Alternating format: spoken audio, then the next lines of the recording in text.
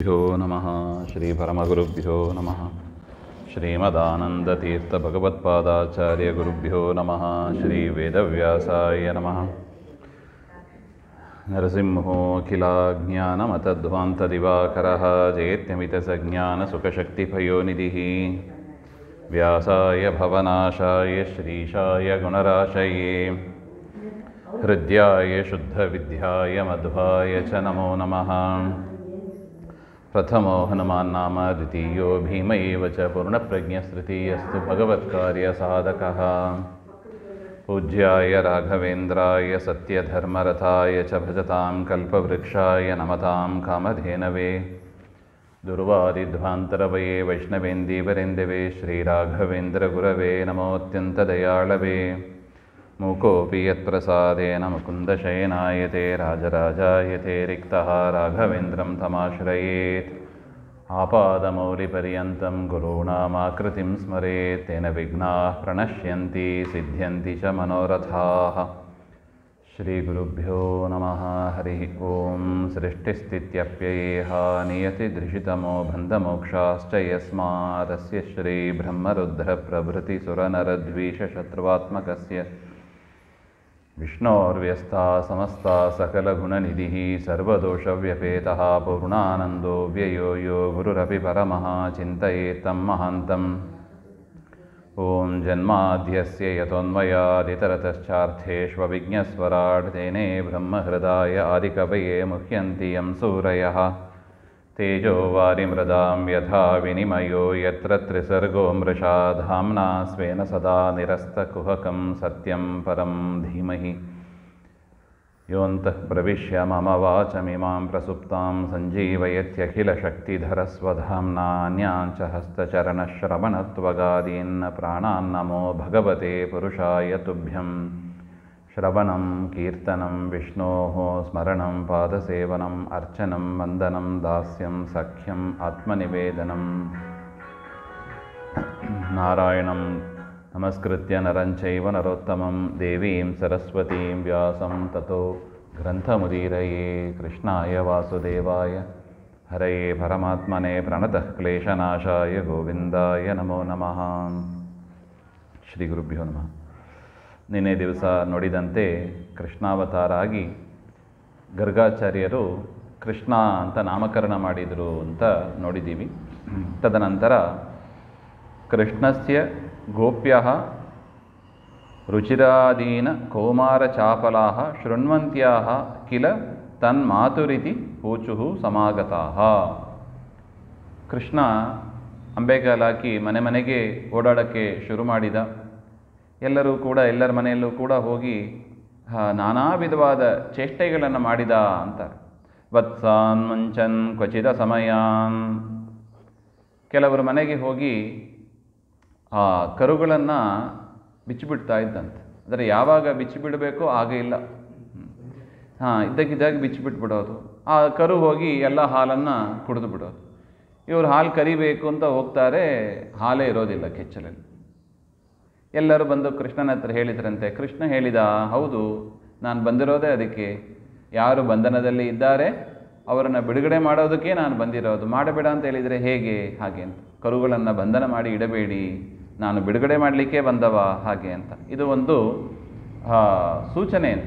ಯಾರ್ಯಾರು ಬಂಧನದಲ್ಲಿ ಇದ್ದಾರೆ ಅವರನ್ನೆಲ್ಲ ಬಿಡುಗಡೆ ಮಾಡೋದಕ್ಕೆ ನಾನು ಬಂದಿದ್ದೀನಿ, ಹಾಗೆ ಅಂತ.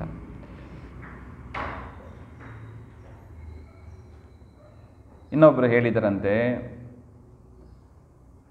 ಕ್ರೋಶಸಂಜಾತಃ ಸಹ ಸ್ಥೇಯಂ ಸ್ವಾದ್ಯಥ್ಯನ್ನಂ ದಧಿಪಯ ಕಲ್ಪಿತೈಃ ಸ್ಥೇಯಯೋಗೈಃ. ಮನೆಗೆ ಬಂದು ಬೆಣ್ಣೆ ಮೊಸರು ಎಲ್ಲವನ್ನು ಕೂಡ ಇವನು ತಿಂದುಬಿಟ್ಟು ಹೋಗ್ಬಿಡ್ತಾನೆ, ಹಾಗೆ ಅಂತ. ಮರ್ಕಂ ಭೋಕ್ಷ್ಯನ್ ವಿಭಜತಿ ಸಚೇನ್ ನಾಸ್ತಿ ಭಾಂಡಂ ವಿನತ್ತಿ. ತಾನು ತಿಂದರೆ ಪರವಾಗಿಲ್ಲ, ಕೆಲವೊಮ್ಮೆ ಮಂಗಗಳಿಗೂ ತಿನ್ನಿಸ್ತಾ ಇರ್ತಾನಂತೆ. ತಾನು ತಿಂದರೆ ಪರವಾಗಿಲ್ಲ, ಮಂಗಗಳಿಗೆ ತಿನ್ನಿಸಿದ್ರೆ ಹಾಗೆ ಅಂತ. ಇನ್ನೂ ಒಂದು ಸಮಯ ಆ ಭಾಂಡದಲ್ಲಿ ಬೆಣ್ಣೆ ಇಲ್ಲ ಅಂತ ಇಟ್ಕೊಳ್ಳಿ, ಬೆಣ್ಣೆ ಮೊಸರು ಇಲ್ಲ ಅಂದರೆ ಆ ಭಾಂಡವನ್ನೇ ಮುರಿದಾಕ್ಬಿಟ್ಟು ಹೋಗ್ಬಿಡ್ತಾನಂತ.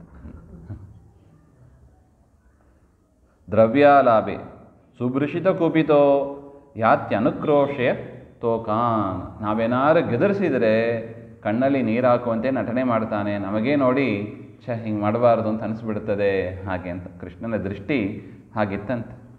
ಈ ರೀತಿಯಾಗಿ ಅನೇಕ ಇನ್ನೊಬ್ಬರು ಹೇಳ್ತಾರೆ, ಇವನಿಗೆ ಸಿಗಬಾರ್ದು ಅಂತ ಮೇಲೆ ಎತ್ತರಕ್ಕೆ ಇಟ್ಟಿದ್ದೀವಿ, ಇವನೇನು ಮಾಡ್ತಾನೆ, ಅಲ್ಲೇ ಬಂದು ಒರಳುಕಲ್ಲನ್ನು ಎಳ್ಕೊಂಡು ಬಂದು ಅದರ ಮೇಲೆ ಹತ್ತಿ ತಾನು ಅದನ್ನು ತೆಕ್ಕೊಂಡ್ಬಿಡ್ತಾನೆ ಹಾಗೆ ಅಂತ. ಸರಿ, ಒರಳುಕಲ್ಲನ್ನು ನಾವು ದೂರ ಇಟ್ಬಿಟ್ಟಿದ್ದೀವಿ, ಸಿಗಬಾರ್ದು, ಇವನಿಗೆ ಸಿಕ್ಕಲೇಬಾರ್ದು ಅಂತ ದೂರ ಇಟ್ಟಿದ್ರೆ, ಇವನು ಯಾರೋ ಗೆಳೆಯರನ್ನ ಕರ್ಕೊಂಡ್ಬರ್ತಾನಲ್ಲ, ಅವರನ್ನು ಮಲಗಿಸಿ ಅವರ ಮೇಲೆ ತಾನು ಹತ್ತಿ ಏನಾರು ಮಾಡಿ ತಗೊಂಡ್ಬಿಡ್ತಾನೆ ಹಾಗೆ ಅಂತ. ಸರಿ ಅಂತ ಇನ್ನೊಬ್ಬರು ಏನು ಮಾಡಿದ್ರಂತೆ, ಕತ್ತಲೆ ಮಲೆಯಲ್ಲಿ ಇಟ್ಬಿಡೋಣ ಹಾಗೆ ಅಂತ. ಕತ್ತಲೆ ಮಲೆಯಲ್ಲಿ ಇಟ್ಬಿಟ್ರೆ ಇವನಿಗೆ ಗೊತ್ತಾಗಲ್ಲ ಹಾಗೆ ಅಂತ ನೋಡಿದರೆ, ಇವನು ಬರುವಾಗಲೇ ಕಣ್ಣಿನಿಂದಲೇ ಒಂದು ಬೆಳಕು ಬರ್ತಾ ಇದ್ದಂತೆ. ಆ ಕಣ್ಣಿನ ಬೆಳಕಿನಿಂದ ಇವನು ಪದಾರ್ಥಗಳನ್ನು ನೋಡಿ, ಅದೇನು ಟಾರ್ಚ್ ಲೈಟ್ ಇದ್ದಂಗೆ ದೇವರ ಕಣ್ಣು, ಏನು ಮಾಡೋದು ನಾವು ಹಾಗೆ ಅಂತ. ಇನ್ನೊಬ್ಬರು ಹೇಳಿದ್ರಂತೆ, ಇವನನ್ನು ಏನಾರು ಮಾಡಿ ಹಿಡಿದಾಕಬೇಕು ಅಂತ ನಾವು ಒಂದು ಗಂಟೆಯನ್ನು ಕಟ್ಟಿ ಇಟ್ಟಿದ್ದೀವಿ, ಅದರಿಂದ ಸಿಗ್ತಾನೆ ಹಾಗೆ ಅಂತ.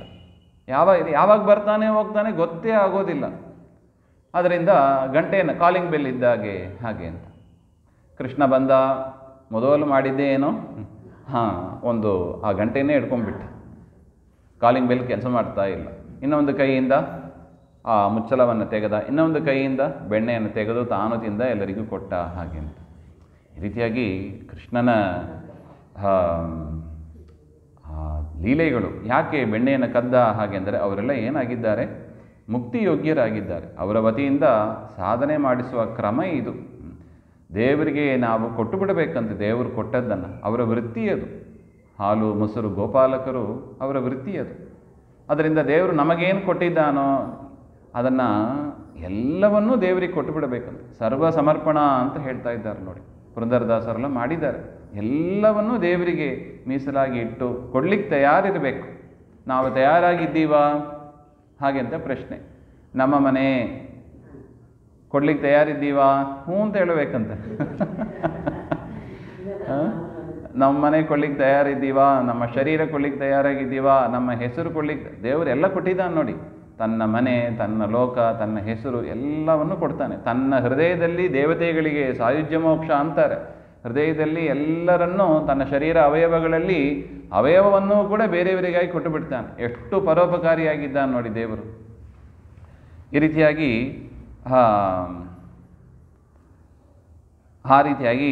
ನಮಗೆ ಪಾಠ ಕಲಿಸ್ತಾ ಇದ್ದಾನೆ. ಅದರಿಂದ ಅವರಿಗೆ ಮೋಕ್ಷ ಕೊಡುವುದಕ್ಕಾಗಿ ಪರಮಾತ್ಮ. ಇನ್ನು ಯಾರು ಜಾಸ್ತಿ ಪುಣ್ಯ ಮಾಡಿದ್ರು ಅವರೇನು ಮಾಡಿದರು? ಕೃಷ್ಣನನ್ನು ಬೈದರು. ಬೈದಿದ್ದರಿಂದ ಏನಾಯಿತು? ಹೆಚ್ಚು ಪುಣ್ಯ ಕಳ್ಕೊಂಡ್ರು. ಅದು ಮಾಡಬಾರ್ದು ಅಂತ. ಏಕದಾ ಕ್ರೀಡಮಾನಾಸ್ತೆ ರಾಮಾದ್ಯ ಗೋಪಬಾಲಕಾ ಕೃಷ್ಣೋ ಮೃತಂ ಭಕ್ಷಿತವಾನ್ ಇತಿ ಮಾತ್ರೇ ನ್ಯವೇದಯತ್. ಆಟಾಡ್ತಾ ಇರುವಾಗ ಕೃಷ್ಣ ಮಣ್ಣನ್ನು ತಿಂದ ಅಂತಾರೆ. ಬಾಯಿಯನ್ನು ತೆರೆದು ತೋರಿಸು ಅಂತಾರೆ ಯಶೋದ. ಇಡೀ ಬ್ರಹ್ಮಾಂಡವನ್ನೇ ತೋರಿಸಿದ. ಇದರಿಂದ ಅವಳು ಆಶ್ಚರ್ಯ ಅಂತ. ಕಿಂ ಸ್ವಪ್ನ ಏತದು ತದೇವಮಾಯ ಕಿಂ ವಾ ಮದೀಯೋ ಬತ ಬುದ್ಧಿಮೋಹ. ಇದೇನು ಕನಸು, ನನ್ನ ಬುದ್ಧಿಮೋಹನೋ, ಏನಿದು? ಪರಮಾತ್ಮ ಪುಟ್ಟ ಬಾಯಿಯಲ್ಲಿ ಇಡೀ ಬ್ರಹ್ಮಾಂಡ ಕಾಣಿಸ್ತಾ ಇದೆ. ಹಾಗೆಂದರೆ ಆ ಬ್ರಹ್ಮಾಂಡದಲ್ಲಿ ಮತ್ತೆ ಭೂಗೋಳ, ಆ ಭೂಗೋಳದಲ್ಲಿ ನಂದಗೋಕುಲ, ಅದರಲ್ಲಿ ಮತ್ತೆ ಕೃಷ್ಣ, ಅವನ ಬಾಯಿಯಲ್ಲಿ ಮತ್ತೆ ಬ್ರಹ್ಮಾಂಡ. ಆ ಮಿರರ್ ಇಮೇಜ್ ಅಂತಾರೆ ನೋಡಿ. ಒಂದು ಕನ್ನಡಿ ಹತ್ರ ಇಟ್ಟರೆ ಅನಂತ ಪ್ರತಿಬಿಂಬಗಳು ಮೂಡ್ತಾ ಹೋಗ್ತದೆ ನೋಡಿ, ಆ ಥರ ಅಂತ. ಈ ರೀತಿಯಾಗಿ ಪರಮಾತ್ಮ ತಾನು ಬರೀ ಗೋಪಾಲ ಅಲ್ಲ, ತಾನು ಯಾರು? ಅನಂತ ಕೋಟಿ ಬ್ರಹ್ಮಾಂಡ ನಾಯಕ ಎಂಬ ಅದನ್ನು ಅನೇಕ ಬಾರಿ ತೋರಿಸಿಕೊಡ್ತಾ ಇದ್ದಾನೆ. ಒಂದು ಸಮಯ ಮನೆ ಕೆಲಸದಲ್ಲಿ ತೊಡಗಿದ ಯಶೋದೆ, ಕೃಷ್ಣ ಆಟಾಡಿ ಹಾಲು ಕುಡಿಬೇಕು ಅಂತ ಬರ್ತಾನೆ. ಯಶೋದೆಯು ಕೂಡ ಹಾಲು ಕುಡಿಸ್ತಾಳೆ. ಆಗ ಒಲೆಯಲ್ಲಿ ಹಾಲು ಉಕ್ಕಿ ಹೋಗ್ತಾ ಇದೆ. ಕೃಷ್ಣನನ್ನು ಕೆಳಕ್ಕೆ ಇಟ್ಟು ಓಡಿ ಹೋದಳು. ಹಾಲು ವೇಸ್ಟ್ ಆಗ್ತದೆ, ಕೆಳಗೆ ಇಳಿಸಬೇಕು ಹಾಗೆ ಅಂತ. ಕೃಷ್ಣ ನೋಡಿದ, ನನ್ನನ್ನು ಕಾಣಬೇಕು ಅಂತ ಋಷಿಗಳು ಚಳಿ ಮಳೆ ಅಂತ ಬಿಟ್ಟು ಕಾಡಿನಲ್ಲಿ ತಪಸ್ ಮಾಡ್ತಾ ಇದ್ದಾರೆ ನನ್ನ ಒಂದು ದೃಷ್ಟಿಗೆ. ನಾನು ಹಾಲು ಕುಡಿಯುವ ನೆಪದಲ್ಲಿ ಇವಳಿಗೆ ಅನುಗ್ರಹ ಮಾಡ್ತಾ ಇದ್ದೇನೆ. ಯಶೋದೆಯನ್ನೇ ನೋಡ್ತಾ ಇದ್ದೆ ನಾನು. ಇವಳು ನೋಡಿದ್ರೆ ನನ್ನನ್ನು ಬಿಟ್ಟು, ನನಗಿಂತ ಇವಳಿಗೆ ಏನಾಯಿತು? ಆ ಭಾಂಡಗಳು ಹೆಚ್ಚಾಯಿತು, ಹಾಲು ಮೊಸರು ಹೆಚ್ಚಾಯಿತು ಇವಳಿಗೆ ಹಾಗೆ ಅಂತ ಏನು ಮಾಡಿದ? ಪಾಠ ಕಲಿಸ್ಬೇಕು ಅಂತ ಬರುವಾಗಲೇ ಕಲ್ಲು ಹಿಡ್ಕೊಂಡು ಬಂದಿದ್ದ. ಆ ಕಲ್ಲಿನಿಂದ ಬಾಂಡವನ್ನೆಲ್ಲ ಹೊಡೆದು ಚೂರು ಬೆಣ್ಣೆ ತೆಗೆದಿಟ್ಟಿದ್ಲು. ಅದನ್ನು ತಾನು ತಿಂದು ಬೆಕ್ಕಿಗೆ ತಿನ್ನಿಸ್ತಾ ಇದ್ದ. ಮತನ ಮಾಡ್ತಾ ಇದ್ದ ಹಾಲು ಮೊಸರು ಎಲ್ಲ ಒಡೆದೋಯ್ತು. ಅಲ್ಲಿ ಹಾಲು ಹುಕ್ಕಿ ಹೋಗಿ ಹಾಲು ಚೆಲ್ಲಿತ್ತು. ಒಡೆದಾಕಿದ್ದರಿಂದ ಮೊಸರು ಚೆಲ್ಲಿ ಹೋಯ್ತು. ತಿಂದದ್ದರಿಂದ ಬೆಕ್ಕಿಗೆ ತಿನ್ನಿಸಿದ್ರಿಂದ ಬೆಣ್ಣೆಯೂ ಹೋಯ್ತು. ಯಾವುದೂ ಇಲ್ಲದಂತೆ ಕಟ್ಟಿ ಹಾಕ್ತೀನಿ ಅಂತ ಕೃಷ್ಣನನ್ನು ಕಟ್ಟಿ ಹಾಕಬೇಕು ಅಂತ ಉಲೂಕಲದಿಂದ ಕಟ್ಟಿ ಹಾಕ್ತಾಳೆ. ಗೋಪಿಕೋ ಲೂಕಲೇ ಧಾಮ್ನ ಬಬಂಧ ಪ್ರಾಕೃತಂ ಯಥಾ. ಕಟ್ಟಿ ಹಾಕ್ಲಿಕ್ಕೆ ಆಗಿಲ್ಲ. 2 ಅಂಗುಲ ಕಡಿಮೆ ಆಯ್ತಂತೆ. ಪರಮಾತ್ಮ ಸೂಚನೆ ಮಾಡಿದಂತೆ ನನ್ನನ್ನು ಕಟ್ಟಿ ಹಾಕಬೇಕು ಹಾಗೆಂದರೆ 3 ಇರಬೇಕು. ಏನು? ಜ್ಞಾನ, ಭಕ್ತಿ, ವಿರಕ್ತಿ ಅಂತ. ಪರಮಾತ್ಮನಲ್ಲಿ ಜ್ಞಾನ, ಪರಮಾತ್ಮನಲ್ಲಿ ಭಕ್ತಿ, ವಿಷಯಗಳಲ್ಲಿ ಅಲಂಬುದ್ಧಿ, ವಿರಕ್ತಿ ಸಾಕು ಅಂತ ಇರಬೇಕು ಹಾಗೆ ಅಂತ. ಆದರೆ ಗೋಪಿಗೆ ಯಶೋದೆಯಲ್ಲಿ ಪ್ರೀತಿ ಇತ್ತಂತೆ, ಭಕ್ತಿ ಇತ್ತು, ಮಗ ಅಂತ ಪ್ರೀತಿ ಇತ್ತು. ಜ್ಞಾನ ವಿರಕ್ತಿ ಎರಡೂ ಕೂಡ ಕಡಿಮೆಯಾಗಿತ್ತು. ಅದನ್ನು ಸೂಚನೆ ಮಾಡುವುದಕ್ಕೋ ಏನೋ ಅಂತ 2 ಅಂಗುಲ ಕಡಿಮೆಯಾಯಿತು ಅಂತ ಹೇಳ್ತಾರೆ. ತಾನು ಕಟ್ಟಿಸಿಕೊಂಡ ತನ್ನ ಮನೆ ಕೆಲಸಕ್ಕೆ ತೊಡಗಿದಳು ಮತ್ತೆ ಯಶೋದ. ತಾನು 2 ಅರ್ಜುನ ವೃಕ್ಷದ ಮರದಲ್ಲಿ ಆ ಉಲೂಕಲವನ್ನು ಎಳ್ಕೊಂಡೋಗಿ ಆ 2 ಮರಗಳನ್ನು ಬೀಳಿಸಿದ ಹಾಗೆ ಅಂತ. ಯಾರವರು ಹಾಗೆಂದರೆ ಪುರಾ ನಾರದ ಶಾಪಾತೌ ವೃಕ್ಷತಾಂ ಪ್ರಾಪಿತೌ ಮದಾತ್. ಅವರು ನಲಕೂಬರ ಮಣಿಗ್ರೀವ ಅಂತ ಕುಬೇರನ ಮಕ್ಕಳು. ಅವರು ವಾರುಣಿ ಮದಿರಾಂ ಪೀತ್ವ, ಆ ಮದಿರಪಾನವನ್ನು ಮಾಡಿ ಅವರು ಸ್ತ್ರೀಯರ ಜೊತೆಗೆ ಇದ್ದಾಗ ನಾರದರು ಬಂದರು. ಗಂಗಾಯಾಂಬಸೋ, ಗಂಗಾ ತೀರದಲ್ಲಿ ಅವರು ವಿಹಾರ ಮಾಡ್ತಾ ಇದ್ದರು. ನಾರದರು ಆ ಸಂದರ್ಭದಲ್ಲಿ ಬಂದಾಗ ಹೆಣ್ಣುಮಕ್ಕಳೆಲ್ಲ ಮರೆಯಾದರು. ಇವರು ಮಾತ್ರ ಹಾಗೆ ನಿಂತಿದ್ದರು ವಿವಸ್ತ್ರರಾಗಿ. ಅದನ್ನು ನೋಡಿ ನಾರದರು ಶಾಪ ಕೊಟ್ಟರು. ನಿಮಗೆ ಬಟ್ಟೆ ಹಾಕ್ಕೊಳ್ಳಿಕ್ಕೂ ಒಂದು ಸಂಕೋಚ ಆಗ್ತದ, ನಿಮಗೆ ಹೋಗಿ ಯಾವ ಬಟ್ಟೆಗಳು ಇಲ್ಲದೇ ಇರತಕ್ಕ ಮರಗಿಡವಾಗಿ ನೀವು ಹುಟ್ಟ್ರಿ ಹಾಗೆ ಅಂತ. ಆಯಿತು ಅಂತ ಅವರು ಹುಟ್ಟಿದರು. ಪರಮಾತ್ಮ ಸಜ್ಜನರು, ಏನೋ ಮದ ಅದಕ್ಕೆ ಹೇಳೋದು ನೋಡಿ, ಯೌವನ ಮದ ಅಂತಾರೆ ಇದನ್ನು. ಯೌವನ ಮದದಿಂದ ಆ ರೀತಿಯಾಗಿ ಸೌಂದರ್ಯ ಮದ, ಯೌವನ ಮದ, ಅನೇಕ ಮದಗಳು ಇದೆ ಜೀವರಿಗೆ. ಒಂದೊಂದು ಮೊಸಳೆ ಇದ್ದಾಗೆ, ಯಾವಾಗ ಯಾರನ್ನ ಹೇಳಿತದೆ ಗೊತ್ತಾಗಲ್ಲ. ಕೆಲವರಿಗೆ ದುಡ್ಡಿನ ಮದ ಇರ್ತದೆ, ಹಣಕಾಸು ಅಂತ ಅದೊಂದು ಮದ ಇರ್ತದೆ. ಕೆಲವರಿಗೆ ವಿದ್ಯೆ ಮದ ಬಂದುಬಿಡ್ತದೆ, ನಾನು ಇಷ್ಟು ವಿದ್ಯೆ ಬರುತ್ತದೆ ಹಾಗೆ ಅಂತ ವಿದ್ಯೆಯ ಮದ ಇದೆ. ಅಧಿಕಾರದ ಮದ ಇದೆ, ಅಧಿಕಾರದಲ್ಲಿ ಇದ್ದೀವಿ ಅಂತ ಕೆಲವರಿಗೆ ಮದ ಬಂದುಬಿಡುತ್ತದೆ. ಈ ಮದ ಬ್ಯಾರಿ ಡೇಂಜರ್ ಅಂತ, ಅದಕ್ಕೆ ಮದ ಬರಿದ ಆನೆ ಅಂತಲೇ ಕರೆಯೋದು ನಮ್ಮನ್ನು. ಪರಮಾತ್ಮ ಅವರನ್ನು ಬಿಡಿಸಿ ಅವರು ಸ್ತೋತ್ರ ಮಾಡಿ ಕೂಡ ತಮ್ಮ ಲೋಕಕ್ಕೆ ಹೋದರು ಹಾಗೆ ಅಂತ.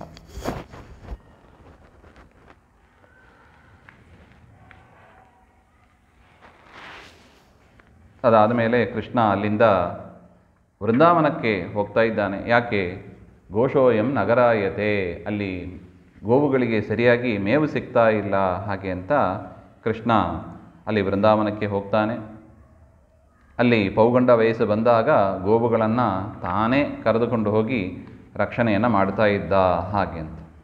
ಆಗ ಒಂದು ಸಮಯ ಯಮುನಾ ತೀರದಲ್ಲಿ ಗೋವುಗಳೆಲ್ಲ ಸತ್ತು ಬೀಳ್ತಾ ಇದ್ದವು, ಮರಗಳೆಲ್ಲ ಬೀಳ್ತಾ ಇದ್ದವು. ಗೊತ್ತಾಯಿತು ಈ ಯಮುನಾ ಮಡುವಿನಲ್ಲಿ ಕಾಳಿಂಗ ಸರ್ಪ ಇದೆ ಹಾಗೆ ಅಂತ. ಕಾಳಿಂದ್ಯಾಂ ಕಾಳಿಯಸ್ಯಾಸೀದ್ ಹೃದ ಕಶ್ಚಿದ್ ವಿಷಾಗ್ನಿನಾ ಶ್ರಪ್ಯಮಾನ ಪಯೋ ಯಸ್ಮಿನ್ ಪತಂತಿ ಉಪರಿಗಾ ಖಗಾಹ. ಅದ್ರ ಮೇಲೆ ಹಾರತಕ್ಕ ಪಕ್ಷಿಗಳೆಲ್ಲ ಕೆಳಗೆ ಬಿದ್ದು ಸಾಯ್ತಾ ಇದ್ದವಂತ. ಅಷ್ಟು ವಿಷದ ಗಾಳಿ, ವಿಷದ ವಾತಾವರಣವೇ ವಿಷಮಯ ಆಗಿಬಿಡ್ತು ಹಾಗೆ ಅಂತ. ಆಗ ಕೃಷ್ಣನಿಗೆ ಗೊತ್ತಾಯಿತು. ಕೃಷ್ಣ ಬಲರಾಮನನ್ನು ಮನೆಯಲ್ಲಿಟ್ಟು ತಾನೇ ಆ ಯಮುನಾ ದ್ವೀಪಕ್ಕೆ ಬಂದು ಕೃಷ್ಣ ಕದಂಬಂ ಅಧಿರುಹ್ಯ, ಕದಂಬ ವೃಕ್ಷವನ್ನು ಮೇಲೆ ಹತ್ತಿ ಅಲ್ಲಿಂದ ಜಿಗಿದು ಆ ಕಾಳಿಯನನ್ನು ಶಿಕ್ಷೆ ಮಾಡಬೇಕು ಅಂತ ಬರ್ತಾ ಇದ್ದಾನೆ. ಆಗ ಕೃಷ್ಣನಿಗೂ ಕಾಳಿಯನಿಗೂ ವಿರೋಧ ಇದ್ದಂಗೆ ಕಾಣಿಸ್ತದೆ. ಕೃಷ್ಣನನ್ನು ಸುತ್ತಕೊಂಡಿತ್ತು ಆ ಕಾಳಿಂಗ ಸರ್ಪ. ಏನಾರು ಮಾಡಿ ಇವನೇನು ಮಾಡ್ತಾನೆ, ಸಣ್ಣ ಬಾಲಕ ಅಂತ ತಿಳ್ಕೊಂಡು, ಯದ್ಯಪಿ ನಾಗಜಾತಿಯಲ್ಲಿ ಶ್ರೇಷ್ಠವಾದದ್ದು ಅದು ಕಾಳಿಂಗ. ಅಷ್ಟಸರ್ಪಗಳು ಅಂತ ಶ್ರೇಷ್ಠವಾದದ್ದಿದೆ, ಶೇಷದೇವರು ಹಾಗೆ ಅಂತ. ಆ ಜಾತಿಯಲ್ಲಿ ಸೇರಿದ್ದು ಈ ಕಾಳಿಂಗ ಅಂತ ಹೇಳ್ತಾ ಇದ್ದಾರೆ. ಅದರಿಂದ ಆದರೆ ಗೊತ್ತಿಲ್ಲ ಕೃಷ್ಣನ ಮಹಿಮೆ ಯಾರು ಅಂತ ಗೊತ್ತಿಲ್ಲ. ಕೃಷ್ಣನನ್ನೇ ಸುತ್ತಾಕೊಂಡಿತ್ತು, ಏನಾರು ಮಾಡಿ ಇವನನ್ನು ಸಂಹಾರ ಮಾಡೋಣ ಹಾಗೆ ಅಂತ. ಕೃಷ್ಣನು ಸುಮ್ಮನೆ ಇದ್ದ. ಆಗ ಅನೇಕ ಅಪಶಕುನಗಳು ಕಂಡು ಬಂದದ್ದನ್ನು ನೋಡಿ ನಂದಗೋಪ ಯಶೋದೆಯರು ಹುಡುಕ್ತಾರೆ, ಎಲ್ಲಿ ಕೃಷ್ಣ ಎಲ್ಲಿ ಕೃಷ್ಣ ಅಂತ. ಆಗ ಬಲರಾಮ ಅಲ್ಲೇ ಇದ್ದ, ಸಮಾಧಾನ ಮಾಡಿ ಕರ್ಕೊಂಬರ್ತಾನೆ. ಆಗ ಯಾವಾಗ ಅನೇಕ ಗೋಪರು ಎಲ್ಲರೂ ಸೇರಿಬಿಟ್ರು, ಇನ್ನು ಮುಂದೆ ಸುಮ್ಮನೆ ಹೀಗಿರಬಾರ್ದು ಅಂತ ಹೇಳಿ ಕೃಷ್ಣ ಆ ಕಾಳಿಂಗ ಸರ್ಪನನ್ನು ಓಡಿಸಿ 101 ಹೆಡೆ ಇತ್ತಂತೆ. ಅದಕ್ಕೆ ಯಾವ್ಯಾವ ಹೆಡೆ ಕಚ್ಚಕ್ಕೆ ಬಂತೋ ಅದನ್ನೆಲ್ಲ ತುಳಿದ, ಅದರ ಮೇಲೆ ನಿಂತು ಅದು ಒಂದು ರೀತಿಯಾಗಿ ನರ್ತನ ಮಾಡಿದ ಹಂಗೆ ಇತ್ತು ಹಾಗೆ ಅಂತಾರೆ. ಈ ರೀತಿಯಾಗಿ ಭಾರಿ ಸುಸ್ತಾಯಿತು ಅದಕ್ಕೆ. ಆಗ ನಾಗಪತ್ನಿಯರು ಬಂದು ಪ್ರಾರ್ಥನೆ ಮಾಡ್ತಾರೆ. ನ್ಯಾಯೋ ಹಿ ದಂಡ ಕತಿಗಿಲ್ಬಿಷೇಸ್ಮಿನ್ ತವಾವತಾರ ಕಲ ನಿಗ್ರಹಾಯ. ಸ್ವಾಮಿ, ನೀನು ಕೊಡತಕ್ಕ ಈ ದಂಡ, ಕಾಳಿಯನಿಗೆ ನೀನು ಕೊಡತಕ್ಕ ಈ ದಂಡ ಅದು ನ್ಯಾಯವಾದದ್ದೇ. ನ್ಯಾಯವಾದ ಯಾಕೆ? ನಿನ್ನ ಅವತಾರ ಮಾಡಿದ್ದೇ ಅದಕ್ಕೆ, ಧರ್ಮ ಸ್ಥಾಪನೆ ಮಾಡೋದಕ್ಕಾಗಿಯೇ ನಿನ್ನ ಅವತಾರ ಆಗಿದೆ. ಆದರೂ ಕೂಡ ಸರ್ಪಜಾತಿಯವರು, ಸರ್ಪಜಾತಿಗಳಿಗೆ ಏನು ಸಿಟ್ಟು ಜಾಸ್ತಿ ಅಂತ ನೋಡಿ. ಮನುಷ್ಯರಿಗೆ ಮದ ಜಾಸ್ತಿ ಅಂದರೆ ಸರ್ಪಗಳಿಗೆ ಕ್ರೋಧ ಜಾಸ್ತಿ, ಕ್ರೋಧ ಜಾಸ್ತಿ. ಅದರಿಂದ ನಮ್ಮನ್ನು ಕ್ಷಮಿಸು ಹಾಗೆ ಅಂತ ಪ್ರಾರ್ಥನೆ ಮಾಡಿದಾಗ ಪರಮಾತ್ಮನು ಕೂಡ ಅನುಗ್ರಹ ಮಾಡಿದ ಹಾಗೆ ಅಂತ ಹೇಳಿ, ನೀವಿಲ್ಲಿರಬಾರ್ದು ಹಾಗೆ ಅಂತ ಹೇಳಿ ಪರಮಾತ್ಮ ಅವರನ್ನು ಸಮುದ್ರಕ್ಕೆ ಕಳಿಸ್ತಾನೆ. ನಾತ್ರಸ್ತೇಯಂ ತ್ವಯಾ ಸರ್ಪ ಸಮುದ್ರಂ ಯಾಹಿ ಮಾಚಿರಂ ಹಾಗೆ ಅಂತ. ತದನಂತರ ಪ್ರಳಂಬಾಸುರ ಅಂತ ಬರ್ತಾನೆ. ಆ ಪ್ರಳಂಬಾಸುರನನ್ನು ಕೂಡ ಬಲರಾಮದೇವರು ಒಂದು ಆಟ ಆಡ್ತಾರೆ. ಯಾರು ಸೋಲ್ತಾರೆ ಅವ್ರು ಹಿಡ್ಕೊಂಡು ಹೋಗಬೇಕು ಅಂತ. ಪ್ರಳಂಬಾಸುರ ಸೋತ ಆಟದಲ್ಲಿ ಬಲರಾಮದೇವ್ರನ್ನ ಹಿಡ್ಕೊಂಡು ಹೋಗ್ತಾ ಇದ್ದಾನೆ. ಅಂದರೆ ಬೆನ್ನಲ್ಲಿ ಹಿಡ್ಕೊಂಡು ಹೋಗಬೇಕು ಅಂತ ಆ ರೀತಿಯಾಗಿ ಆಟ ಇತ್ತು. ಎಷ್ಟು ದೂರ ಇತ್ತೋ ಅಷ್ಟು ದೂರವನ್ನು ದಾಟಿ ಇವನು ಬಲರಾಮದೇವ್ರನ್ನ ಹಿಡ್ಕೊಂಡು ಹೋಗ್ತಾ ಇದ್ದಾನೆ. ಹೋಗಿ ಹೋಗಿ ಆಕಾಶಕ್ಕೆ ಹಾರಿ ಹೋಗೋಕ್ಕೆ ಶುರು ಮಾಡಿಬಿಟ್ಟ ಪ್ರಳಂಬ. ಅದನ್ನು ನೋಡಿ ಬಲರಾಮನಿಗೆ ಹೆದರಿಕೆ ಆಯಿತು, ಎಲ್ಲಿ ಕರ್ಕೊಂಡು ಹೋಗ್ತಾನೋ ಏನೋ ಹಾಗೆ ಅಂತ. ಆಗ ಪರಮಾತ್ಮನನ್ನು ಸ್ಮರಣೆ ಮಾಡಿದಾಗ ಪರಮಾತ್ಮ ನಿನ್ನ ಮೂಲ ರೂಪವನ್ನು ಧ್ಯಾನ ಮಾಡ್ಕೋ ಅಂತ ಹೇಳಿ ಆಗ ಬಲರಾಮದೇವರಿಗೆ ಶೇಷದೇವರ ಸ್ಮರಣೆಯನ್ನು ಮಾಡಿಕೊಂಡು ಇನ್ನು ಹೆಚ್ಚು ಬಲ ಬಂತು ಅವರಿಗೆ. ಅದರಿಂದ ಪ್ರಳಂಬನನ್ನು ಸಂಹಾರ ಮಾಡಿದರು ಹಾಗೆ ಅಂತ. ಇನ್ನು ಕಾಡಿಗಿಚ್ಚು ಬಂತು. ಆ ಕಾಡಿಗಿಚ್ಚಿನಿಂದ ಬಂದಾಗ ಪರಮಾತ್ಮ ಹೇಳಿದಂತೆ, ಯಾರು ಹೆದರಬೇಡಿ, ನೀವೆಲ್ಲರೂ ಕೂಡ ಕಣ್ಣು ಮುಚ್ಚಿ ಹಾಗೆ ಅಂತ ಹೇಳಿ ಮ್ಯಾಜಿಕ್ ಕಣ್ಣು ಮುಚ್ಚಿದಾಗ ಪರಮಾತ್ಮ ಏನು ಮಾಡಿದ, ಎಲ್ಲ ಅಗ್ನಿಯನ್ನು ಕೂಡ ತಾನು ಪಾನ ಮಾಡಿದ ಹಾಗೆ ಅಂತ. ವಾದಿರಾಜ ಸ್ವಾಮಿಗಳು ಇಲ್ಲಿ ಹೇಳ್ತಾರೆ, ಇದೇನು ಆಶ್ಚರ್ಯ ಇಲ್ಲ ಹಾಗೆ ಅಂತ. ಯಾಕೆ ಆಶ್ಚರ್ಯ ಇಲ್ಲ ಹಾಗೆ ಅಂದರೆ ನೋಡಿ, ಯಾರು ಈಗ ನಮ್ಮ ಮನೆಯಿಂದ ನಾವು ಬರ್ತೀವಿ, ನಮ್ಮ ಮನೆಗೆ ಪ್ರವಚನ ಮುಗಿತು ವಾಪಸ್ ಹೋಗ್ತೀವಿ, ಆಶ್ಚರ್ಯ ಏನಿದೆ ಇದರಲ್ಲಿ ಹಾಗೆ ಅಂತ. ಅಂದರೆ ಏನು ಹಾಗೆಂದರೆ, ಆ ಅಗ್ನಿಯ ಮನೆ ಅಂದರೆ ಯಾವುದು? ಪರಮಾತ್ಮನ ನಾಲಿಗೆ. ಪರಮಾತ್ಮನ ನಾಲಿಗೆಯಿಂದಲೇ ಅಗ್ನಿ ಹುಟ್ಟಿ ಬಂದದ್ದು. ಮುಖಾದಿಂದ್ರಶ್ಚ ಅಗ್ನಿಶ್ಚ ಹಾಗೆಂತ ಪುರುಷ ಸೂಕ್ತ ಹೇಳ್ತಾ ಇದೆ ನೋಡಿ. ಹೊರಗೆ ಬಂದ, ಕೆಲಸ ಮಾಡಿದ ಅಗ್ನಿ ಎಷ್ಟು ಸುಟ್ಟಾಕಬೇಕೋ ಅಷ್ಟು ಸುಟ್ಟಾಕಿದ, ಮತ್ತೆ ತನ್ನ ಮನೆಗೆ ಹೋದ. ಇದೇನು ಆಶ್ಚರ್ಯ ಅಂತ ಗುರುಗಳು ಕೇಳ್ತಾರೆ ನೋಡಿ.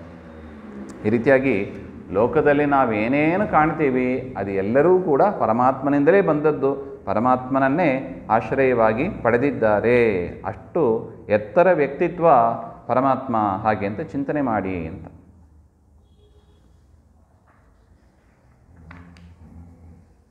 ಇನ್ನು ಆ ಗೋಪಾಲರು ಕಾತ್ಯಾಯನಿ ವ್ರತ ಮಾಡ್ತಾ ಇದ್ದಾರೆ.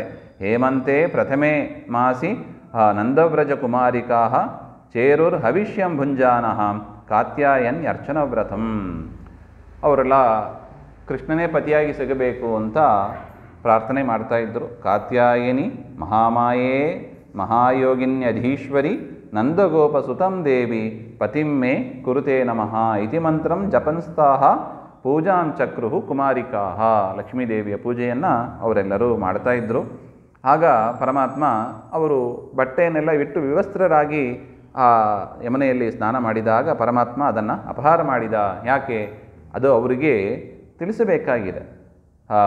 ತತ್ತದು ದೇವಹೇಳನಂ ಹಾಗೆಂತ. ವಿವಸ್ತ್ರರಾಗಿ ಸ್ನಾನ ಮಾಡೋದು ಅದು ದೇವತೆಗಳಿಗೆ ಮಾಡುವ ಒಂದು ಅವಮಾನ. ಅದು ನದಿಯಲ್ಲಿ ಆ ನೀರಿನಲ್ಲಿ ದೇವತೆಗಳು ಇರ್ತಾರೆ. ಅದು ಯಾವುದೇ ನೀರಾಗಲಿ, ಬಾವಿ ನೀರಿರ್ಬೋದು, ಯಾವುದೇ ನೀರಿರ್ಬೋದು, ವಿವಸ್ತ್ರರಾಗಿ ಸ್ನಾನ ಮಾಡಬಾರ್ದು ಅಂತ ಪರಮಾತ್ಮ ಅವರಿಗೆ ಶಿಕ್ಷಣ ಮಾಡಿ ಅವರಿಗೆಲ್ಲ ವಸ್ತ್ರವನ್ನು ಕೊಟ್ಟು ಆ ವ್ರತವನ್ನು ಸರಿಪಡಿಸಿ ಅವರನ್ನು ಅನುಗ್ರಹಿಸಿದ ಹಾಗೆ ಅಂತ. ಇನ್ನು ಒಮ್ಮೆ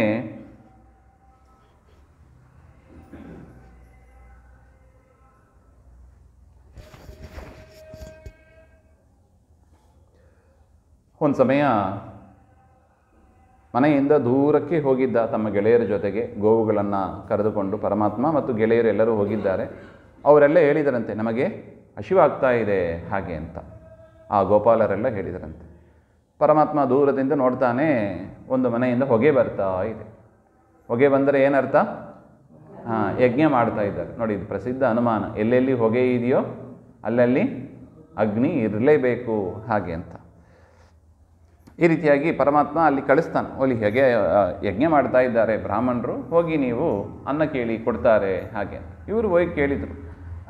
ಅವರು ಬೈದು ಬಿಟ್ರಂತೆ ಆ ಋಷಿಗಳು, ಯಜ್ಞ ಮಾಡ್ತಾ ಇದ್ದವರು. ದೇವತಾ ಯಜಮಾನಶ್ಚ ಕ್ರತುರ್ಧರ್ಮಶ್ಚ ಯನ್ಮಯ ತಂ ಬ್ರಹ್ಮಂ ಪರಮಂ ಸಾಕ್ಷಾತ್ ಭಗವಾನ್ ಅಧೋಕ್ಷಜಂ ಮನುಷ್ಯ ದೃಷ್ಟಿಯ ದುಷ್ಪ್ರಜ್ಞ ಮರ್ತ್ಯಾತ್ಮಾನೋ ನ ಮೇನಿರೇ. ಅವರೂ ಕೂಡ ಕೃಷ್ಣನನ್ನು ಯಾರು ಅಂತ ಸರಿಯಾಗಿ ತಿಳ್ಕೊಂಡಿಲ್ಲ ಆ ಬ್ರಾಹ್ಮಣರು ಋಷಿಗಳು. ಅವರು ಇನ್ನೂ ಹೋಮ ಆಗ್ತಾ ಇದೆ, ವೈಶ್ವದೇವ ನೈವೇದ್ಯ ವೈಶ್ವದೇವೆಲ್ಲ ಆಗಬೇಕು, ಆಗೋದಿಲ್ಲ ಹಾಗೆ ಅಂತ ಹೇಳಿ ಕಳಿಸಿದರು. ಅವರು ಬಂದು ಕೃಷ್ಣನ ಹತ್ರ ಹೇಳಿದ್ರಂತೆ, ಕೊಟ್ಟಿಲ್ಲ ಹಾಗೆ ಅಂತ. ಹೌದಾ, ನೀವೇನು ಮಾಡಿದ್ರಿ? ಮಾಂ ಜ್ಞಾಪಯತ ಪತ್ನಿಭ್ಯ, ನಾನು ಬಂದಿದ್ದೇನೆ ಅಂತ ಅವರ ಮಡದಿಯರು, ಅಂದರೆ ಬ್ರಾಹ್ಮಣರ ಮಡದಿಯರು ಯಾರಿರ್ತಾರೆ ಅವ್ರಿಗೆ ಹೋಗಿ ತಿಳಿಸಿ ಹಾಗೆ ಅಂತ ಹೇಳಿದಾಗ, ಆಗ ಅವರೆಲ್ಲರೂ ಕೂಡ ತಾವೇನೇನು ಅಡುಗೆ ಮಾಡಿದ್ರು ಎಲ್ಲವನ್ನು ತಂದು ಕೃಷ್ಣನ ಮುಂದೆ ಇಟ್ರಂತೆ. ಚತುರ್ವಿಧಂ ಬಹುಗುಣಂ ಅನ್ನಂ ಆದಾಯ ಭಾಜನೈಹಿ, ಪಾತ್ರ ಸಮೇತವಾಗಿ ತಂದು ಇಟ್ಟುಬಿಟ್ರು ಹಾಗೆ ಅಂತ. ನೋಡಿ, ಮತ್ತೊಮ್ಮೆ ಪರಮಾತ್ಮ ನಮಗೆ ತಿಳಿಸ್ತಾನೆ ಏನು, ಎಲ್ಲವನ್ನು ಕೂಡ ದೇವರಿಗೆ ಸಮರ್ಪಣೆ ಮಾಡಬೇಕು ಹಾಗೆ ಅಂತ. ಆ ಗೋಪಿಕಾ ಸ್ತ್ರೀಯರು ಮಾಡಿದರು, ಪರಮಾತ್ಮನು ಈ ಬ್ರಾಹ್ಮಣ ಸ್ತ್ರೀಯರು ಕೂಡ ಇಲ್ಲಿ ಮಾಡ್ತಾ ಇದ್ದಾರೆ ಹಾಗೆ ಅಂತ. ಒಬ್ಬರು ಮಾತ್ರ ಬರುವಾಗ ಅವರ ಪತಿ ಗದರಿಸಿದನಂತೆ, ಹೋಗಬಾರದು ಹಾಗೆ ಅಂತ. ಅವಳು ಕೃಷ್ಣನಿಗೆ ಕೊಡಲಿಕ್ಕಾಗದೆ, ಕೃಷ್ಣನ ಸಾಧನೆ ಮಾಡಲಿಕ್ಕಾಗದೆ ಈ ಶರೀರ ಯಾತಕ್ಕೆ ಅಂತ ಅಲ್ಲೇ ಪ್ರಾಣ ಬಿಟ್ಟು ಪರಮಾತ್ಮನ ಪಾದಮೂಲವನ್ನು ಸೇರಿದರು ಹಾಗೆ ಅಂತ. ಇದಾದ ಮೇಲೆ ಆ ಬ್ರಾಹ್ಮಣರಿಗೂ ಕೂಡ ಪಶ್ಚಾತ್ತಾಪ ಆಯ್ತಂತೆ, ಎಂಥ ಕುಕಾರ್ಯ ಮಾಡಿದ್ದೀವಿ ಹಾಗೆ ಅಂತ. ಬ್ರಾಹ್ಮಣ ಅಂತ ಎನಿಸಿಕೊಂಡು ದಿಗ್ಜನ್ಮನಸ್ತು ದಿಗ್ಬುದ್ಧಿಂ ದಿಗ್ವೃತ್ತಂ ದಿಗ್ಬಹುಜ್ಞತಾಂ ದಿಕ್ಕುಲಂ ದಿಕ್ಕ್ರಿಯಾದಾಕ್ಷ್ಯಂ ವಿಮುಖ ಏತು ಅಧೋಕ್ಷಜೆ. ಯಾರು ಪರಮಾತ್ಮನಿಗೆ ವಿರುದ್ಧವಾಗಿ ಇರ್ತಾರೆ, ಪರಮಾತ್ಮನಿಗೆ ವಿರುದ್ಧವಾಗಿ ಕಾಯೇನ ವಾಚ ಮನಸ ಕೆಲಸಗಳನ್ನು ಮಾಡ್ತಾರೆ, ಅವರ ಜನ್ಮಕ್ಕೆ ಧಿಕ್ಕಾರ, ಅವರ ಬುದ್ಧಿಗೆ ಧಿಕ್ಕಾರ, ಅವರ ಕೆಲಸಕ್ಕೆ ಧಿಕ್ಕಾರ, ಅವರ ಅನೇಕ ತಿಳುವಳಿಕೆಗೆ ಧಿಕ್ಕಾರ, ಅವರ ಕುಲಕ್ಕೆ ಧಿಕ್ಕಾರ, ಅವರು ಮಾಡುವ ಕ್ರಿಯೆಗಳಿಗೆ ಧಿಕ್ಕಾರ ಇರಲಿ ಹಾಗೆ ಅಂತ. ಅದರಿಂದ ಎಂದಿಗೂ ಕೂಡ ನಾವೇನಾಗಬಾರ್ದು, ಪರಮಾತ್ಮನಿಗೆ ವಿಮುಖರಾಗಬಾರ್ದು. ಹರಿವಾಯು ಗುರುಗಳು ಏನು ಹೇಳಿದ್ದಾರೋ ಅದನ್ನು ನಾವು ಶಿರಸ ವಹಿಸಬೇಕು ಹಾಗೆ ಅಂತ. ಪರಮಾತ್ಮನೇ ಸ್ವತಃ ಹೇಳಿ ಕಳಿಸಿದರೂ ಕೂಡ ನಾವು ಕೇಳಿಲ್ಲ ಅಂದರೆ ಇನ್ನು ಯಾರು ಹೇಳಿ ಕೇಳ್ತೀವಿ ನಾವು? ಹಂಗಾಗಬಾರ್ದು. ನಮ್ಮನ್ನು ನಾವು ಸರಿಯಾಗಿ ವಿಚಾರ ಮಾಡಿ ತೀರ್ಮಾನಗಳನ್ನು, ಡಿಸಿಷನ್ಸ್ ಅಂತ ಏನು ಹೇಳ್ತೀವಿ ಅದನ್ನು ಸರಿಯಾಗಿ ತೆಗೆದುಕೊಳ್ಳಬೇಕು, ಸರಿಯಾಗಿ ಕ್ರಿಯೆಗಳನ್ನು ಮಾಡಬೇಕು ಅಂತ ಒಂದು ವಿಚಾರ. ತದನಂತರ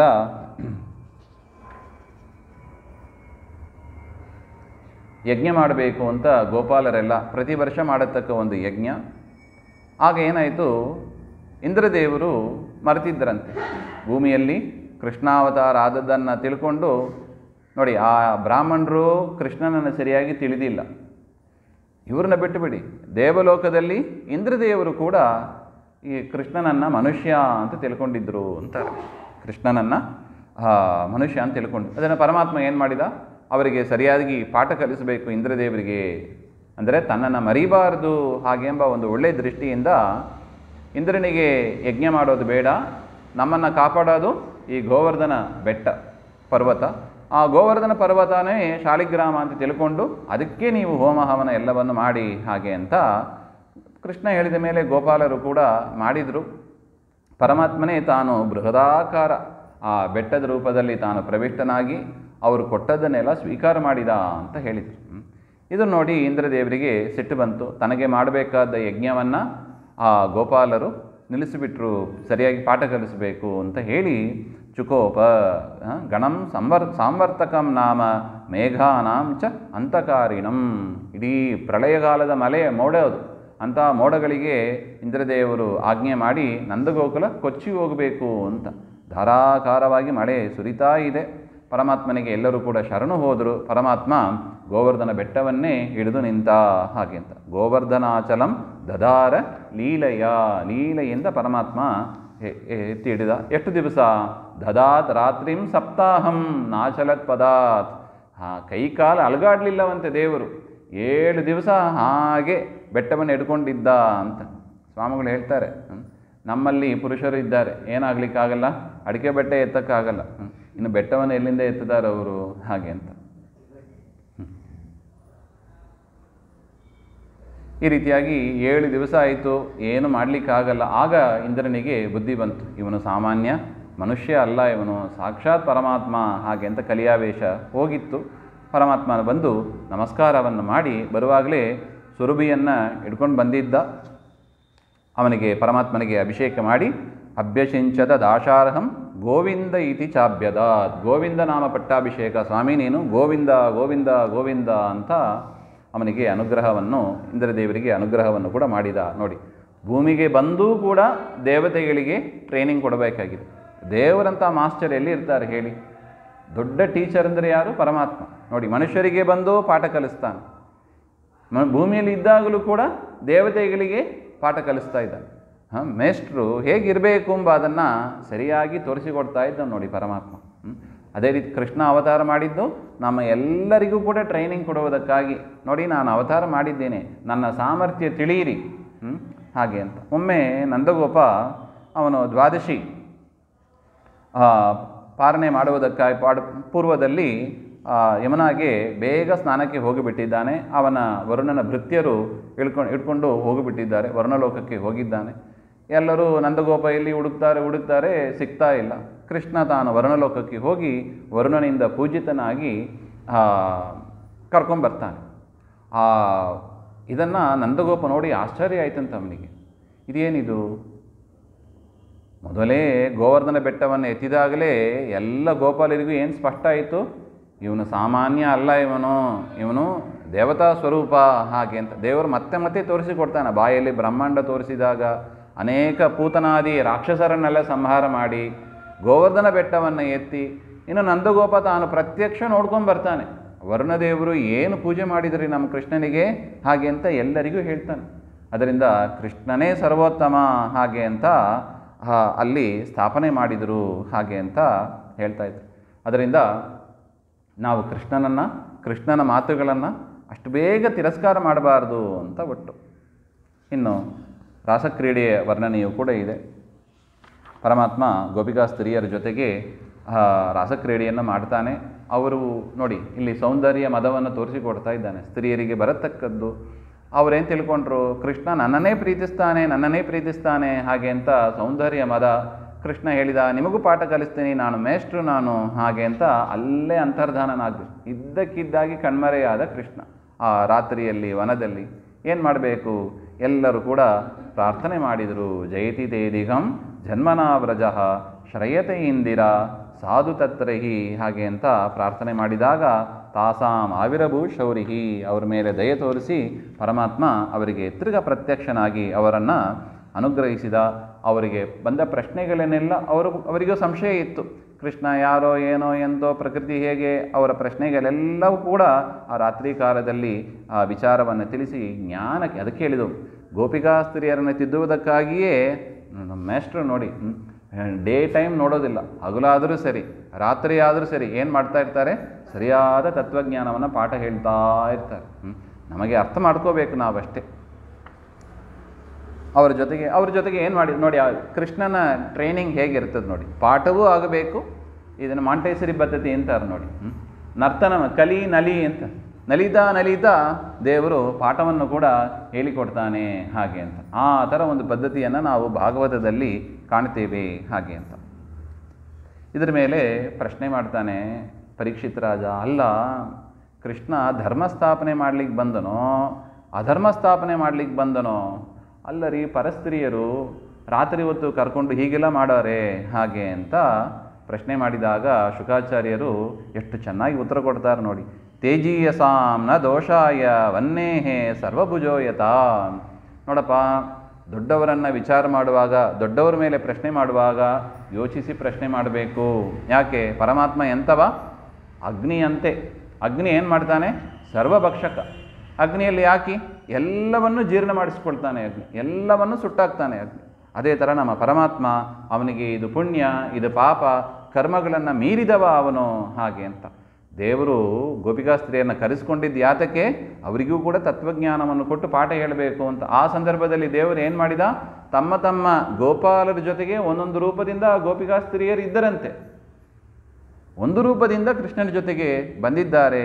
ಅವರು ಪ್ರಾರ್ಥನೆ ಮಾಡಿ ಬಂದದ್ದೇ ಅವರೆಲ್ಲ ಅಪ್ಸರಾ ಸ್ತ್ರೀಯರು. ಅವರು ಬಂದಿರೋದೇ ಅದಕ್ಕೆ. ಅವರಿಗೆ ಪಾಠ ಹೇಳುವ ಕ್ರಮನೇ ಹಾಗೆ ನೋಡಿ. ಸರಿಯಾದ ಮಾಸ್ಟರ್ ಹೇಗಿರ್ತಾರೆ, ಯಾರಿಗೆ ಹೇಗೆ ಪಾಠ ಹೇಳಿದರೆ ಅರ್ಥ ಆಗ್ತದೋ ಹಾಗೆ ಹಿಂದೆನೇ ಹೇಳಿದ್ದಾರೆ ನೋಡಿ ನಾರದರು. ಗೋಪಿಕಾ ಸ್ತ್ರೀಯರು ಪರಮಾತ್ಮನ ಹೊಂದಿದ್ದು ಯಾವುದರಿಂದ? ಕಾಮನೆಯಿಂದ. ಭಯಾತ್ ಕಂಸಃ ಕಾಮಾತ್ ಗೋಪ್ಯ ಹಾಗೆ ಅಂತ. ಗೋಪಿಕಾ ಸ್ತ್ರೀಯರು ಅವರ ಕ್ರಮನೇ ಹಾಗೆ. ಅದರ ಜೊತೆಗೆ ಪರಮಾತ್ಮ ಅವರಿಗೆ ತತ್ವಜ್ಞಾನವನ್ನು ಭಕ್ತಿಯನ್ನು ಕೊಟ್ಟು ಅವರನ್ನು ಅನುಗ್ರಹ ಮಾಡ್ತಾನೆ. ಕಾಮ ಅದು ಸೆಕೆಂಡ್ರಿ ಆಗ್ತದೆ. ಪ್ರಧಾನ ಯಾವುದು? ಜ್ಞಾನಭಕ್ತಿಯೇ. ಅದು ಯಾರೇ ಆಗಲಿ ಜ್ಞಾನಭಕ್ತಿಯೇ ಪ್ರಧಾನ, ಮಿಕ್ಕಿದ್ದೆಲ್ಲ ಅದರ ಕೆಳಗೆ ಇರುತ್ತದೆ ಹಾಗೆ ಅಂತ ನಾವು ಚಿಂತನೆ ಮಾಡಬೇಕು ಅಂತ ಶುಕಾಚಾರ್ಯರು ತಿಳಿಸಿಕೊಡ್ತಾ ಇದ್ದಾರೆ. ಶಂಖಚೂಡ ಅಂತ ಬರ್ತಾನೆ, ಅವನನ್ನು ಕೂಡ ಪರಮಾತ್ಮ ಸಂಹಾರ ಮಾಡ್ತಾ ಇದ್ದಾನೆ. ವೃಷಭಾಸುರ ಅಂತ ಬರ್ತಾನೆ ಎತ್ತಿನ ರೂಪದಲ್ಲಿ ನೋಡಿ. ಆಕಳಿನ ರೂಪದಲ್ಲಿ ಬಂದ ಅಸುರ. ದೇವರಿಗೆ ಯಾವುದು ಮುಖ್ಯ ಇಲ್ಲ, ವೇಷಭೂಷಣ ಮುಖ್ಯ ಇಲ್ಲ ನೋಡಿ. ಯದ್ಯಪಿ ಗೋಪಾಲ ಸ್ವಾಮಿ ಆದರೂ ಆಕಳಿನ ರೂಪದಲ್ಲಿ ಬಂದಿದ್ದರೂ ಕೂಡ ಅವನನ್ನು ಕೂಡ ಸಂಹಾರ ಮಾಡ್ತಾನೆ ಹಾಗೆ ಅಂತ. ಇನ್ನು ಕೇಶಿ ಅಂತ ಕಂಸನಿಂದ ಕಳಿಸಿದವ, ಅವನು ಕೂಡ ಬರ್ತಾನೆ, ಅವನನ್ನು ಕೂಡ ಕೃಷ್ಣ ಸಂಹಾರ ಮಾಡ್ತಾನೆ ಹಾಗೆ ಅಂತ. ತದನಂತರ ಕಂಸ ಆಲೋಚನೆ ಮಾಡಿ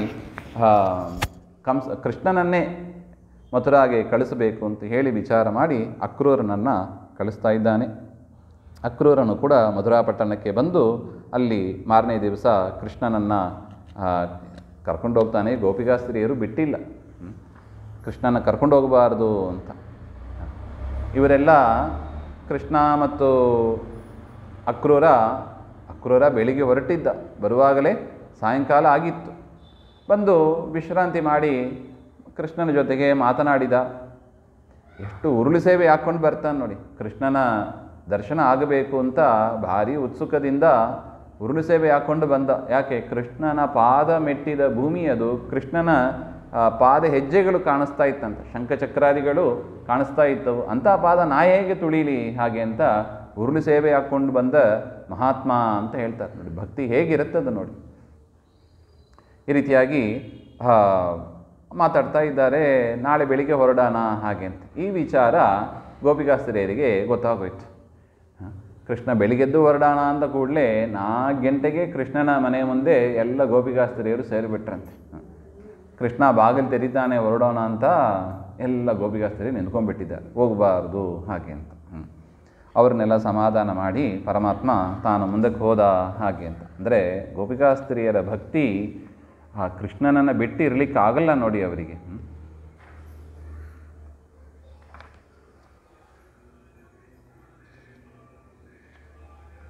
ತದನಂತರ ಮಧ್ಯಾಹ್ನ ಹೊತ್ತು ಬಂತು. ರಥದಲ್ಲಿ ಕೃಷ್ಣ ಬಲರಾಮನ ಕೂಡಿಸಿಕೊಂಡು ಅಕ್ರೂರ ತಾನು ಹೋಗ್ತಾ ಇದ್ದಾನೆ. ಅಲ್ಲಿ ಸ್ನಾನಂ ವಿಧಿವದಾಚರನ್, ಮಾಧ್ಯಾಹ್ನಿಕ ಮಾಡಬೇಕು ಅಂತ ಹೇಳಿ ಸಂಧ್ಯಾಕಾಲ ಬಂತು ಅಂತ ಅಲ್ಲಿ ಸ್ನಾನ ಮಾಡ್ತಾ ಇದ್ದಾನೆ. ನೋಡ್ತಾ ಇದ್ದಾನೆ, ನೀರಲ್ಲಿ ಮುಳುಗಿದಾಗ ಕೃಷ್ಣ ಪರಮಾತ್ಮನ ದರ್ಶನ ಅಲ್ಲಿ ಆಗ್ತಾ ಇದೆ. ಅರೆ ನೀನು ಯಾಕೆ ನೀರಲ್ಲಿ ಬಂದಿಯೋ? ನಾನು ರಥದಲ್ಲಿ ಕೂಡು ಅಂತ ಹೇಳಿ ಬಂದಿದ್ದಲ್ಲ ಅಂತ ಮೇಲಕ್ಕೆ ಬಂದು ನೋಡ್ತಾನೆ. ಅಲ್ಲಿ ರಥದಲ್ಲಿ ಕೃಷ್ಣ ಬಲರಾಮ. ನೀರಲ್ಲಿ ಮುಳುಗಿದರೆ ಮತ್ತೆ ಕೃಷ್ಣನ ದರ್ಶನ. ಅಂದರೆ ಅವನಿಗೆ ಸಂಕರ್ಷಣ ಮಂತ್ರದ ಸಿದ್ಧಿ ಇತ್ತಂತೆ. ನಿತ್ಯ ಶೇಷದೇವರನ್ನು ನೋಡುವನಂತೆ ಅವನು. ನಿತ್ಯ ದೇವರ ದರ್ಶನ ಆಗ್ತಾ ಇತ್ತಂತೆ ಸ್ನಾನ ಮಾಡುವಾಗ. ಅವತ್ತಿನ ದಿವಸ ಪರಮಾತ್ಮ ಅನಂತ ಪದ್ಮನಾಭನಾಗಿ ಅವನಿಗೆ ದರ್ಶನವನ್ನು ಕೊಟ್ಟ ಅಂತ ಹೇಳ್ತಾ ಇದ್ದಾರೆ. ಭುಜಂಗ ಶೇಷಶಾಹಿಯಾಗಿ ಪರಮಾತ್ಮನ ಶೇಷದೇವರ ಮೇಲೆ ಮಲಗಿದ ರೂಪವನ್ನು ಕಂಡ ಅಂತ ಅಕ್ರೂರನಿಗೆ ಮಾಡಿದ ಮಹಾ ಅನುಗ್ರಹ. ಅಕ್ರೂರ ದೇವರನ್ನು ಸ್ತೋತ್ರ ಮಾಡ್ತಾ ಇದ್ದಾನೆ. ಸಹಸ್ರ ಶಿರಸಂ ದೇವಂ ಸಹಸ್ರ ಪಣಮೌಳಿನಂ ನೀಲಾಂಬರಂ ವಿಸಶ್ವೇತಂ ಶೃಂಗೈಹಿ ಶ್ವೇತಮಿವ ಸ್ಥಿತಂ ಹಾಗೆ ಅಂತ. ನತೋಸ್ಮ್ಯಹಂ ತ್ವಾ ಅಖಿಲ ಹೇತುಭೂತಂ ನಾರಾಯಣಂ ಪೂರುಷಂ ಆದಿಮವ್ಯಯಂ, ನೀನು ಆದಿಪುರುಷ ವಿಕಾರ ಇಲ್ಲದವ ಹಾಗೆ ಅಂತಲ್ಲ ಪರಮಾತ್ಮನನ್ನು ಸ್ತೋತ್ರ ಮಾಡುತ್ತಾ ಇದ್ದಾನೆ. ತದನಂತರ ಇದು ಅನಂತ ಪದ್ಮನಾಭ ದಿವಸ ಆ ವ್ರತ ಮಾಡುವ ದಿವಸ ಚಿಂತನೆ ಮಾಡಬೇಕಾದ ಒಂದು ವಿಚಾರ ಇದು. ಅನಂತ ಪದ್ಮನಾಭನಾಗಿ ಸ್ವಾಮಿ ಆ ಅಕ್ರೂರನಿಗೆ ಅನುಗ್ರಹವನ್ನು ಮಾಡಿದ ಹಾಗೆ ಅಂತ.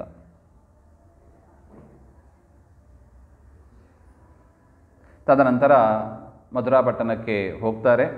ಹೋದ ಮೇಲೆ ಪರಮಾತ್ಮ ಕಳಿಸಿಕೊಟ್ಟಂತೆ. ಆಮೇಲೆ ನಿನ್ನ ಅಕ್ರೂರ ಕರೀತಾನೆ, ನನ್ನ ಮನೆಗೆ ಬಾ ಹಾಗೆ ಅಂತ. ಇಲ್ಲ, ಆಮೇಲೆ ಬರ್ತೀನಿ ಅಂತ ಹೇಳಿ ಮಧುರಾಂ ಪ್ರಾಭಿಷತ್ ಗೋಪೈಹಿ ಎಲ್ಲರನ್ನು ಕರ್ಕೊಂಡು ಮಧುರಾ ಪಟ್ಟಣಕ್ಕೆ ಹೋಗ್ತಾನೆ. ಹೋಗುವಾಗ ಅಲ್ಲಿ ಮೊದಲು ಒಂದು ರಜಕ ಬರ್ತಾ ಇದ್ದಾನೆ. ರಜಕ ಅಂದರೆ ಬಟ್ಟೆ ಒಗೆಯುವವನು. ಕಂಸನಿಗೆ ಬಟ್ಟೆಯನ್ನು ತೆಗೆದುಕೊಂಡು ಹೋಗ್ತಾ ಇದ್ದಾನೆ. ಕೃಷ್ಣ ಕೇಳಿದನಂತೆ, ನಮಗೂ ಬಟ್ಟೆ ಕೊಡು ಹಾಗೆ ಅಂತ. ಇಲ್ಲ ಅಂತ ಅಷ್ಟೇ ಹೇಳಬೇಕಾಗಿತ್ತು. ಅವನಿಗೆ ನೋಡಿ ಅಹಂಕಾರ. ತಾನು ಇಲ್ಲಿ ಯಾವ ಮದ? ಅಧಿಕಾರದ ಮದ ನೋಡಿ. ನಾನು ಕಂಸನಿಗೆ ತೆಗೆದುಕೊಂಡು ಹೋಗ್ತಾ ಇದ್ದೀನಿ, ನಿಮ್ಮಂಥವರಿಗೆ ಗ್ರಾಮದಲ್ಲಿ ಇರುವವರಿಗೆ ಅಲ್ಲ, ಗೋಪಾಲರಿಗೆ ಅಲ್ಲ ಅಂತ ಹೇಳಿ ತಾತ್ಸಾರ ಮಾಡ್ತಾನೆ. ಆಗ ಕೃಷ್ಣ ಅವನನ್ನು ಸಂಹಾರ ಮಾಡಿ ತನಗೆ ಬೇಕಾದ ಬಟ್ಟೆ, ಗೋಪಾಲರಿಗೆ ಬೇಕಾದ ಬಟ್ಟೆ ತೆಗೆದುಕೊಂಡು ಉಳಿದ ಬಟ್ಟೆಯನ್ನೆಲ್ಲ ಆ ರೋಡಿನಲ್ಲಿ ರೆಡ್ ಕಾರ್ಪೆಟ್ ಅಂತಾರೆ ನೋಡಿ, ಆ ಥರ ಮಾಡಿಸ್ಕೊಂಡು ಅದರ ಮೇಲೆ ತಾನು ನಡ್ಕೊಂಡು ಹೋದ ಹಾಗೆ ಅಂತ. ತದನಂತರ ತತಸ್ತು ವಾಯಕಃ ಹಾಗೆ ಅಂತ. ಅಂದರೆ ಕ್ಷೌರ ಕೆಲಸ ಮಾಡುವವ, ಅವನು ಕೃಷ್ಣನ ಸೇವಕನೇ. ಕ್ಷೌರ ಮಾಡುವವ ಮತ್ತು ಮಾಲೆಯನ್ನು ತಯಾರು ಮಾಡಿಕೊಡುವವ. ಅವರು ಅದರ ಕೃಷ್ಣನಿಗೆ ಸೇವೆ ಮಾಡಬೇಕು ಅಂತ ವೈಕುಂಠದಲ್ಲಿ ಕೃಷ್ಣನಿಗೆ ಕ್ಷೌರ ಮಾಲೆ ಮಾಡುವವರು ಅವರೇ ಆಗಿದ್ದರು. ಪರಮಾತ್ಮನ ಸೇವೆ ಮಾಡಬೇಕು ಅಂತ ಅವರು ಮಥುರಾ ಪಟ್ಟಣದಲ್ಲಿ ಅವತಾರ ಮಾಡಿದರು. ಆದರೆ ಕೃಷ್ಣ ಬಂದಿಲ್ಲ. ಈಗ ಕೃಷ್ಣ ಬರುವ ಸಂದರ್ಭವನ್ನು ಅವರು ನಿರೀಕ್ಷೆ ಮಾಡ್ತಾ ಇದ್ದರು. ಬಂದ ಕೂಡಲೇ ಕೃಷ್ಣನಿಗೆ ಮಾಡಬೇಕಾದ ಕ್ಷೌರ ಕರ್ಮ, ಇದು ನಗರದಲ್ಲಿ ಕ್ರಾಪಿ ಗಿಪಿ ಏನೋ ಇಟ್ಕೊಂಡಿರ್ತಾರೆ ನೋಡಿ, ಆ ಥರ ವ್ಯವಸ್ಥೆಯನ್ನು ಮಾಡಿದರು. ಕೃಷ್ಣನಿಗೆ ಮಾಲೆಯನ್ನು ಕೂಡ ಹಾಕಿದರು. ಪರಮಾತ್ಮ ಅವರಿಗೆ ಸಾರೂಪ್ಯವನ್ನೇ ಕೊಟ್ಟ ಹಾಗೆ ಅಂತ, ಸಾರೂಪ್ಯ ಮೋಕ್ಷವನ್ನೇ ಕೊಟ್ಟ ಅಂತ ಹೇಳ್ತಾ ಇದ್ದಾರೆ ನೋಡಿ. ಯದ್ಯಪಿ ವೈಕುಂಠವಾಸಿಗಳು ಆದರೂ ಕೂಡ ಭೂಮಿಗೆ ಯಾಕೆ ಬರ್ತಾರೆ ಹಾಗೆಂದರೆ ಇದು ಭರತ ದೇಶದ ಹಿರಿಮೆ. ದೇವರು ಇಟ್ಟಿರ್ತಾನಂತೆ, ನೀವು ವೈಕುಂಠವಾಸಿಯಾಗಿ ಇರಬಹುದು, ಆದರೂ ಕೂಡ ಭರತ ದೇಶದಲ್ಲಿ ನೀವು 100 ಜನ್ಮ ಪಡೀಬೇಕು ಹಾಗೆ ಅಂತ ಕೆಲವರಿಗೆ ಆ ರೀತಿಯಾದ ಸಾಧನೆಯನ್ನು ಇಟ್ಟಿರ್ತಾನೆ. ಅದರಿಂದ ಭೂಮಿಯಲ್ಲಿ ಬಂದು ಅವರು ಭರತ ದೇಶದಲ್ಲಿ ಹುಟ್ಟಿ ಅವರು ಸಾಧನೆಯನ್ನು ಮಾಡಬೇಕು ಹಾಗೆ ಅಂತ. ಭರತ ದೇಶದವರು ಅದಕ್ಕೆ ಏನು ಮಾಡಬಾರ್ದು, ಬೇರೆ ದೇಶಗಳಿಗೆ ಹೋಗುವುದನ್ನು ಆದಷ್ಟು ಬಿಡಬೇಕು ಹಾಗೆ. ಯಾಕೆ? ದೇವತೆಗಳು ಕಾಯ್ತಾ ಇರ್ತಾರೆ ಯಾವಾಗ, ಯಾಕೆಂದರೆ 100 ಜನ್ಮ ಸಾಧನೆ ಆಗಬೇಕು ಅವರಿಗೆ. ಅದು ಭರತ ದೇಶದಲ್ಲೇ ಆಗಬೇಕದು, ಸ್ವರ್ಗದಲ್ಲಿ ಅಂತಹ ಸಾಧನೆ ಆಗೋದಿಲ್ಲ ಅವರಿಗೆ. ಅದರಿಂದ ಅಂಥ ಪವಿತ್ರವಾದ ದೇಶ ಇದು ಎಂಬುದನ್ನು ಕೂಡ ಕೃಷ್ಣ ಪರಮಾತ್ಮ ಇಲ್ಲಿ ನಮಗೆ ತೋರಿಸಿಕೊಡ್ತಾ ಇದ್ದಾನೆ. ಅವರಿಗೆ ವರವನ್ನು ಕೊಟ್ಟು ಅನುಗ್ರಹ ಮಾಡಿದ. ತದನಂತರ ಸೈರಂಧ್ರಿ, ತ್ರಿವಕ್ರೆ ಅವರನ್ನು ಕೂಡ ಪರಮಾತ್ಮ 3 ಕಡೆ ವಕ್ರತೆ ಇತ್ತು. ನಮಗೂ ಕೂಡ ನೋಡಿ 3 ಕಡೆ ವಕ್ರತೆ ಇದೆ. ಯಾವುದು? ಕಾಯೇನ ವಾಚ ಮನಸ ವಕ್ರರು ನಾವು. ನಮ್ಮಲ್ಲಿ ನಾವು ಕೂಡ ತ್ರಿವಕ್ರರೇ. ಆ ಕೃಷ್ಣನ ದಯದಿಂದ ಆ ವಕ್ರತೆ ಎಲ್ಲ ಹೋಗಬೇಕು. ಪರಮಾತ್ಮ ಸೈರಂಧ್ರಿ ಗಂಧವನ್ನು ತೆಗೆದುಕೊಡುವವಳು. ಕೃಷ್ಣ ಕೇಳಿದ ಅಂತ ಗಂಧವನ್ನೂ ಕೊಟ್ಟಳು ನೋಡಿ. ದೇವರಿಗೆ ಗಂಧ ಸಮರ್ಪಣೆ ಮಾಡಿದರೆ ಏನಾಯಿತು? ನಮ್ಮ ಈ ವಕ್ರತೆ ಎಲ್ಲ ಹೋಗ್ತದೆ. ಅದರಿಂದ ಚೆನ್ನಾಗಿ ಗಂಧವನ್ನು ತೆಗೆದು ಪರಮಾತ್ಮನಿಗೆ ಲೇಪನ ಮಾಡಬೇಕು ನೋಡಿ. ಮಾಲಾಕಾರ, ಅವನು ಹೂವನ್ನು ಪುಷ್ಪ ಸಮರ್ಪಣೆ ಮಾಡಿದ, ಮಾಲಾ ಸಮರ್ಪಣೆ ಮಾಡಿದ. ಅದರಿಂದ ದೇವರಿಗೆ ಮಾಲಾ ಸಮರ್ಪಣೆ ಮಾಡಬೇಕು, ಗಂಧ ಸಮರ್ಪಣೆ ಮಾಡಬೇಕು. ಇದೆಲ್ಲವೂ ಕೂಡ ದೇವರ ಅನುಗ್ರಹ ಪಡೆಯೋದಕ್ಕೆ ಒಂದು ಮಾರ್ಗ ಎಂಬುದನ್ನು ಕೃಷ್ಣ ಪರಮಾತ್ಮ ತೋರಿಸಿಕೊಡ್ತಾ ಇದ್ದಾನೆ. ಇನ್ನು ಅಲ್ಲಿ ಹೋಗಿ ಶಿವಧನುಸ್ಸಿತ್ತು, ಶಿವಧನುಸ್ಸನ್ನು ಕೂಡ ಪರಮಾತ್ಮ ಮುರಿತಾ ಇದ್ದಾನೆ. ಇನ್ನು ಮಾರನೇ ದಿವಸ ಆಯಿತು. ರಾತ್ರಿ ಹಾಲನ್ನವನ್ನು ಉಂಡು ಪರಮಾತ್ಮ ಮಾರನೇ ದಿವಸ ಕುವಲಯಾಪೀಡ ಅಂತ ಒಂದು ಆನೆ, ಅದನ್ನು ಸಂಹಾರ ಮಾಡ್ತಾನೆ. ಇನ್ನು ಚಾಣೂರ ಮತ್ತು ಮುಷ್ಟಿಕ ಅಂತ ಅವರನ್ನು, ಚಾಣೂರನನ್ನು ಕೃಷ್ಣ ಸಂಹಾರ ಮಾಡ್ತಾನೆ, ಮುಷ್ಟಿಕನನ್ನು ಬಲಭದ್ರ ಸಂಹಾರ ಮಾಡ್ತಾ ಇದ್ದಾನೆ. ತದನಂತರ ಕಂಸ ಪ್ರಗೃಹ್ಯ ಕೇಶೇಶು ಚಲತ್ ಕಿರೀಟಂ ನಿಪಾತ್ಯ ರಂಗೋಪರಿ ತುಂಗಮಂಚಾತ್ ಚಿಕರ್ಷ ಭೂಮೌ ವಿಚಕರ್ಷ ಭೂಮೌ ಹಾಗೆ ಅಂತ ಆ ಮುಡಿ ಎಳೆದು, ಕಂಸನನ್ನು ಮುಡಿ ಎಳೆದು ಆ ಕಂಸನನ್ನು ಕೂಡ ಪರಮಾತ್ಮ ಸಂಹಾರ ಮಾಡ್ತಾನೆ ಹಾಗೆ ಅಂತ. ಕಂಸ ಅಂದರೆ ಯಾರು? ದುಷ್ಟ ಕಾಮನೆಗಳು. ನಮ್ಮಲ್ಲಿರುವ ದುಷ್ಟ ಕಾಮನೆಗಳಿಗೆ ಕಾರಣೀಭೂತನಾದವ ಈ ಕಂಸ. ಅದರಿಂದ ನಮ್ಮಲ್ಲಿರುವ ಆ ದುಷ್ಕಾಮನೆಗಳು, ಅದು ರಜೋಗುಣದ ಕಾರ್ಯ, ಅದು ಹೋಗಬೇಕು. ಹಾಗೆಂದರೆ ಆ ಕೃಷ್ಣನ ಈ ಚರಿತ್ರೆಯನ್ನು ನಾವು ವಿಶೇಷವಾಗಿ ಚಿಂತನೆ ಮಾಡಬೇಕು ಅಂತ ತಿಳಿಸಿಕೊಡ್ತಾ, ತಂದೆ ತಾಯಿಯರನ್ನು ಬಂಧನದಲ್ಲಿ ಇಟ್ಟಿದ್ದ ಕೃಷ್ಣ ಅವರನ್ನೆಲ್ಲ ಬಿಡಿಸ್ತಾನೆ. ಮಾತರಂ ಪಿತರಂ ಚೈವ ಮೋಚಯಿತ್ವಾದ ಬಂಧನಾತ್ ಹಾಗೆ ಅಂತ ನೋಡಿ. ಚಿಕ್ಕ ವಯಸ್ಸಿನಿಂದಲೇ ಈ ಬಂಧನದಿಂದ ಬಿಡುಗಡೆ ಮಾಡ್ತಾ ಬರ್ತಾ ಇದ್ದಾನೆ. ಆ ಕರುಗಳನ್ನು ಬಂಧನದಿಂದ ಬಿಡುಗಡೆ ಮಾಡಿದ, ಗೋವುಗಳನ್ನು ಬಿಡುಗಡೆ ಮಾಡಿದ. ಈಗ ಅಷ್ಟು ಮಾತ್ರ ಅಂತ ತಿಳಿಬೇಡಿ, ನಾನು ತಂದೆ ತಾಯಿಯರ ಬಂಧನವನ್ನು ಕೂಡ ಬಿಡಿಸುವ ಸಾಮರ್ಥ್ಯ ನನಗಿದೆ ಹಾಗೆ ಅಂತ. ಅದರಿಂದ ನಮಗೆ ಸಂಶಯ ಬೇಡ. ನನ್ನನ್ನು ಕೃಷ್ಣ ಸಂಸಾರದಿಂದ ಬಂಧನ ಬಿಡುಗಡೆ ಮಾಡ್ತಾನೋ ಇಲ್ಲವೋ ಅಂತ ಸಂಶಯ ಪಡಬೇಡಿ ಅಂತ. ತದನಂತರ ಪರಮಾತ್ಮ ಉಪನಯನವನ್ನು ಕೂಡ ಮಾಡಿಕೊಂಡು ಕಾಶ್ಯಪಂ ಸಾಂದೀಪನಿಂ ನಾಮ ಅವಂತಿಪುರವಾಸಿನಂ, ಅವಂತಿಪುರವಾಸಿಯಾದ ಸಾಂದೀಪಿನಿ ಆಚಾರ್ಯರ ಹತ್ರ ಹೋಗಿ ತಾನು ಅಧ್ಯಯನವನ್ನು ಮಾಡ್ತಾನೆ.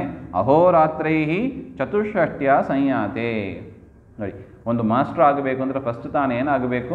ಗುರುಗಳ ಹತ್ರ ಹೋಗಿ ಮೊದಲು ಕಲಿಬೇಕು ಎಂಬ ಒಂದು ಪಾಠವನ್ನು ಕೂಡ ಮಾಸ್ಟರ್ ಹೇಗಿರಬೇಕು, ತಾವು ಸರಿಯಾಗಿ ಕಲಿಬೇಕು. ಅದು ಹೇಗೆ ಕಲಿಬೇಕು? ಬರೀ ಹಗಲೊತ್ತು ಮಾತ್ರ ಕಲಿತರೆ ಸಾಕು ಅಂತ ಇಲ್ಲ ನೋಡಿ. ಕಲಿಯೋದು ಹೇಗಿರಬೇಕು? ಅಹೋರಾತ್ರೈಹಿ, ರಾತ್ರಿಯಲ್ಲೂ ಕೂಡ ಪಾಠ ಆಗಬೇಕು ಅಂತ ಹೇಳ್ತಾ ಇದ್ದಾರೆ. ಮಹಾಭಾರತ ಯುದ್ಧದಲ್ಲಿ ಕೇಳ್ತೀವಿ, ದ್ರೋಣಾಚಾರ್ಯರು ಹೇಗೆ ಯುದ್ಧ ಮಾಡಿದರು? ಹಗಲೊತ್ತೂ ಯುದ್ಧ ಮಾಡಿದರಂತೆ. ಸಾಮಾನ್ಯ ನಿಯಮ, ಸೂರ್ಯ ಮೊಳಗಿದಾಗ ಶಂಖನಾದ ಆಗ್ತದೆ, ಯುದ್ಧ ನಿಂತು ಹೋಗ್ತದೆ. ಹಾಗಿಲ್ಲವಂತೆ, ರಾತ್ರಿಯಲ್ಲೂ ಕೂಡ ಯುದ್ಧ ಮಾಡಿದರಂತೆ. ಕೈಯಲ್ಲಿ ಒಂದು ದೀವಟಿಗೆಯನ್ನು ಹಿಡ್ಕೊಂಡು ಯುದ್ಧ ಮಾಡಿದರು ಹಾಗೆ ಅಂತ ಹೇಳ್ತಾ ಇದ್ದಾರೆ. ಇಲ್ಲಿ ನೋಡಿ, ಕೃಷ್ಣ ಹೇಗೆ ಪಾಠ ಮಾಡಿದ? ಅಹೋರಾತ್ರೈಹಿ, ರಾತ್ರಿ ಹಗಲು ನೋಡಿ ಪುಣ್ಯಾತ್ಮರು ಮಾಡ್ತಾರೆ. ಬೆಳಿಗೂ ಭಾಗವತ, ರಾತ್ರಿಯೂ ಭಾಗವತ ಹಾಗೆ ಅಂತ. 2 ಬಾರಿ ಕೇಳಿದರೂ ಕೂಡ ಸಾಲದದು. ಆಲಯಂ ಪಿಬತ ಹಾಗೆ ಅಂತ ಪರಮಾತ್ಮ ಮಾಡಿ ತೋರಿಸ್ತಾ ಇದ್ದ ನೋಡಿ. ಗುರುದಕ್ಷಿಣೆಯಾಗಿ ಮೃತನಾದ ಬಾಲಕನನ್ನು ಕೂಡ ಪರಮಾತ್ಮ ಕರೆದುಕೊಂಡು ಬಂದು ವರ್ಣಲೋಕದಲ್ಲಿ ಇದ್ದರು. ಶಂಕರೂಪ ಅಂತ ಒಂದು ಅಸುರ ಇದ್ದ, ಅವನನ್ನು ಸಂಹಾರ ಮಾಡಿ ಅವರ ಮಗನನ್ನು ಕೂಡ ತಂದುಕೊಟ್ಟ ಹಾಗೆ ಅಂತ.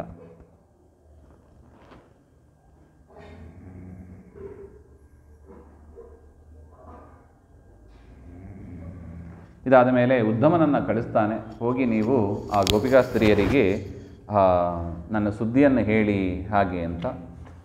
ಉದ್ಧಮನು ಕೂಡ ನಂದಗೋಪನಿಗೆ, ಗೋಪಿಕಾ ಸ್ತ್ರೀಯರಿಗೆ, ಕೃಷ್ಣ ಬಂದುಬಿಟ್ಟ ಈ ಕಡೆ ಮಥುರಾ ಪಟ್ಟಣಕ್ಕೆ ಬಂದ. ಅವರ ವಿಯೋಗ ಸಹನೆ ಮಾಡಲಿಕ್ಕಾಗಿಲ್ಲ. ಅವರನ್ನು ಕೂಡ ಸಾಂತ್ವನ ಮಾಡಬೇಕು. ಕೃಷ್ಣ ಮರೆತಿಲ್ಲ ಎಂಬುದನ್ನು ತೋರಿಸಿಕೊಡುವುದಕ್ಕಾಗಿ ಉದ್ಧವನನ್ನು ಕಳಿಸಿಕೊಡ್ತಾ ಇದ್ದಾನೆ. ಉದ್ಧವ ಬಂದು ಹೇಳಿದನಂತೆ, ಯೋಚನೆ ಮಾಡಬೇಡಿ, ಪರಮಾತ್ಮನ ಸಂದೇಶ ನೋಡಿ. ತಥಾಹಂಚ ಮನಃಪ್ರಾಣ ಭೂತೇಂದ್ರಿಯ ಗುಣಾಶ್ರಯ. ನಿಮ್ಮ ಮನಸ್ಸಿನಲ್ಲಿ, ನಿಮ್ಮ ಪ್ರಾಣಗಳಲ್ಲಿ, ನಿಮ್ಮ ಶರೀರದಲ್ಲಿ ಇರುವ ಪಂಚಭೂತಗಳಲ್ಲಿ, ಇಂದ್ರಿಯಗಳಲ್ಲಿ, ಎಲ್ಲ ನಿಮ್ಮಲ್ಲಿ ಇರುವ ಗುಣಗಳಲ್ಲಿ ಎಲ್ಲದರಲ್ಲೂ ಕೂಡ ನಾನೇ ಇದ್ದೇನೆ. ಅದರಿಂದ ನೀವು ನನ್ನನ್ನು ಎಲ್ಲಿ ಕಾಣಬೇಕು? ಒಳಗೆ, ನಿಮ್ಮ ಒಳಗೆ ನನ್ನನ್ನು ಕಾಣಿ ಹಾಗೆ ಅಂತ ಪರಮಾತ್ಮ ಗೋಪಿಕಾ ಸ್ತ್ರೀಯರಿಗೆ ಕೊಟ್ಟ ಮುಖ್ಯ ಸಂದೇಶ ಇದು. ಅದರಿಂದ ದೇವರನ್ನು ನಾವು ಎಲ್ಲಿ ಕಾಣಬೇಕು? ಕೇವಲ ಹೊರಗಿನ ಪ್ರತಿಮೆಯಲ್ಲಿ ಇಲ್ಲ, ಪ್ರತಿಮೆಯಲ್ಲೂ ಕಾಣಬೇಕು. ಆ ಒಳಗಿರುವ ಪ್ರತಿಮೆಯಲ್ಲಿ ಈ ಶರೀರವೇ ಪ್ರತಿಮೆ, ಈ ಇಂದ್ರಿಯಗಳೇ ಪ್ರತಿಮೆ, ಇದರ ಒಳಗೆ ಪರಮಾತ್ಮ ಇದ್ದಾನೆ ಎಂಬುದನ್ನು ಮುಖ್ಯವಾಗಿ ಕಾಣಬೇಕು. ಆಗ ಮನವನಿತ್ತರೆ ತನ್ನ ನೀವನು ಎಂಬುದು ಮನಸ್ಸನ್ನು ದೇವರಿಗೆ ಕೊಡಲಿಕ್ಕಾಗ್ತದೆ ಹಾಗೆ ಅಂತ ಆ ವಿಚಾರವನ್ನು ಕೂಡ ತಿಳಿಸಿಕೊಡ್ತಾ ಇದ್ದಾನೆ. ಉದ್ಧವ ಪುನರಾಗಚ್ಚನ್ ಮಧುರಾಂ ಕೃಷ್ಣಪಾಲಿತ. ಮತ್ತೆ ಉದ್ಧವ ಮಧುರೆಗೆ ಬಂದ ಹಾಗೆ ಅಂತ ಹೇಳ್ತಾ ಇದ್ದಾರೆ. ತದನಂತರ ಪರಮಾತ್ಮ ಸೈರಂದ್ರಿ, ಯಾರು ಕುಬ್ಜೆ, ತ್ರಿವಕ್ರೆಯ ಮನೆಗೆ ಹೋಗಿ ಅವಳಿಗೂ ಕೂಡ ಸಂತೋಷವನ್ನು ಕೊಡ್ತಾ ಇದ್ದಾನೆ. ಕಾಮವರಂ ದತ್ವ ಅಂತ ಅಕ್ರೂರನ ಮನೆಗೂ ಹೋಗಿ ಅವನಿಗೂ ಕೂಡ ಸಾಂತ್ವನವನ್ನು ಮಾಡಿ ಅವನಿಗೂ ಕೂಡ ಅನುಗ್ರಹವನ್ನು ಮಾಡ್ತಾ ಇದ್ದಾನೆ. ಅಲ್ಲಿಗೆ ಹೇಳಿದನಂತೆ, ನೀನು ಹಸ್ತಿನಾವತಿಗೆ ಹೋಗು, ಅಲ್ಲಿ ಪಾಂಡವರನ್ನು ತಾತ್ಸಾರ ಮಾಡ್ತಾ ಇದ್ದಾನೆ, ತಿರಸ್ಕಾರ ಮಾಡ್ತಾ ಇದ್ದಾನೆ ಧೃತರಾಷ್ಟ್ರ, ಅವನಿಗೆ ನನ್ನ ಸಂದೇಶವನ್ನು ಹೇಳಿ ಬಾ ಅಂತ ಅಕ್ರೂರನನ್ನು ಕಳಿಸ್ತಾನೆ. ಅಕ್ರೂರನು ಕೂಡ ಅಲ್ಲಿ ಹಸ್ತಿನಾವತಿಗೆ ಇದ್ದು ಅಲ್ಲಿ ಕೃಷ್ಣನ ಸಂದೇಶವನ್ನು ಮುಟ್ಟಿ ಬರ್ತಾ ಇದ್ದಾನೆ ಹಾಗೆ ಅಂತ. ಇಷ್ಟಾದ ಮೇಲೆ ಅಸ್ಥಿ ಪ್ರಾಸ್ತಿ ಅಂತ ಕಂಸನ ಹೆಂಡತಿ, ಅವರಿಬ್ಬರು ಹೋಗಿ ಜರಾಸಂಧನ ಹತ್ರ ಹೇಳಿದರಂತೆ, ಈ ರೀತಿಯಾಗಿ ಕೃಷ್ಣ ನಮ್ಮನ್ನು ಸಂಹಾರ ಮಾಡಿದ್ದಾನೆ ಹಾಗೆ ಅಂತ.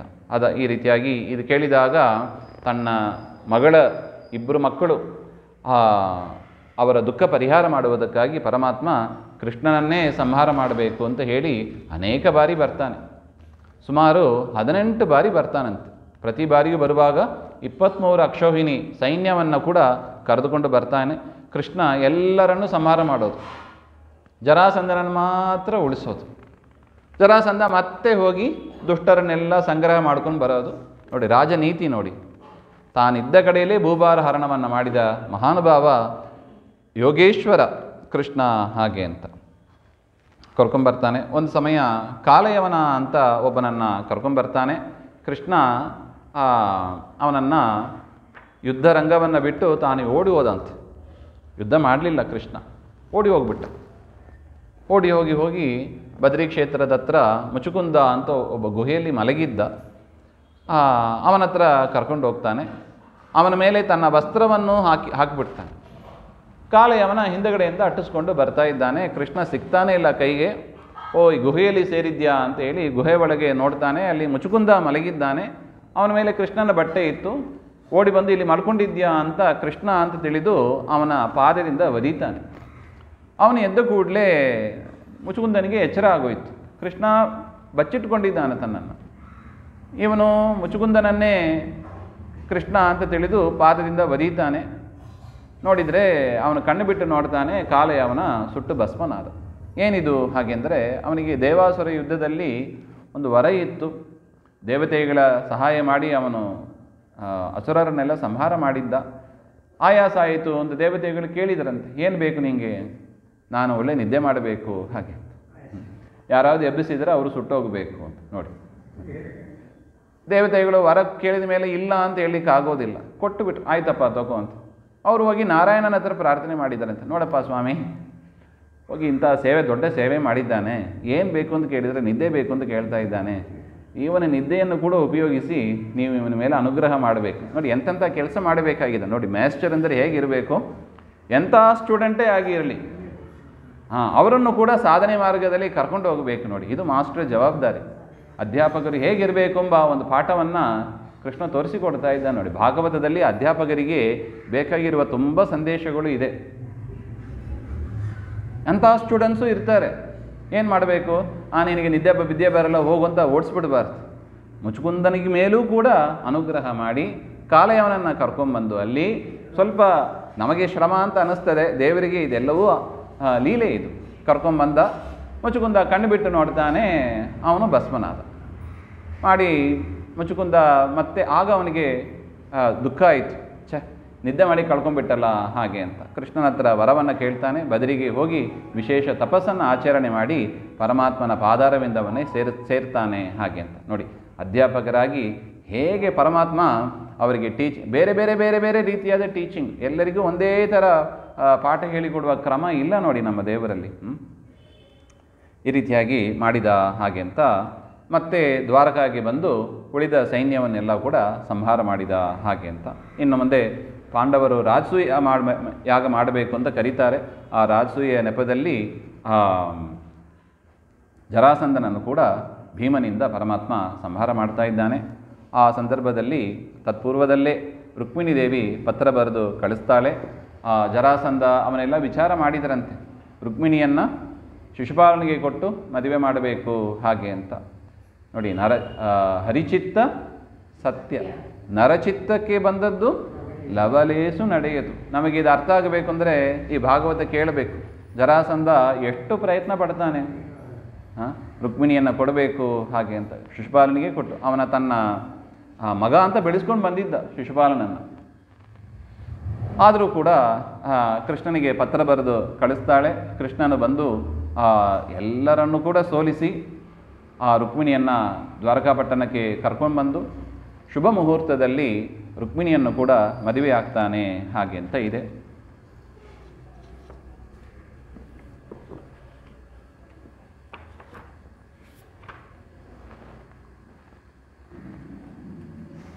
ಅದಾದ ಮೇಲೆ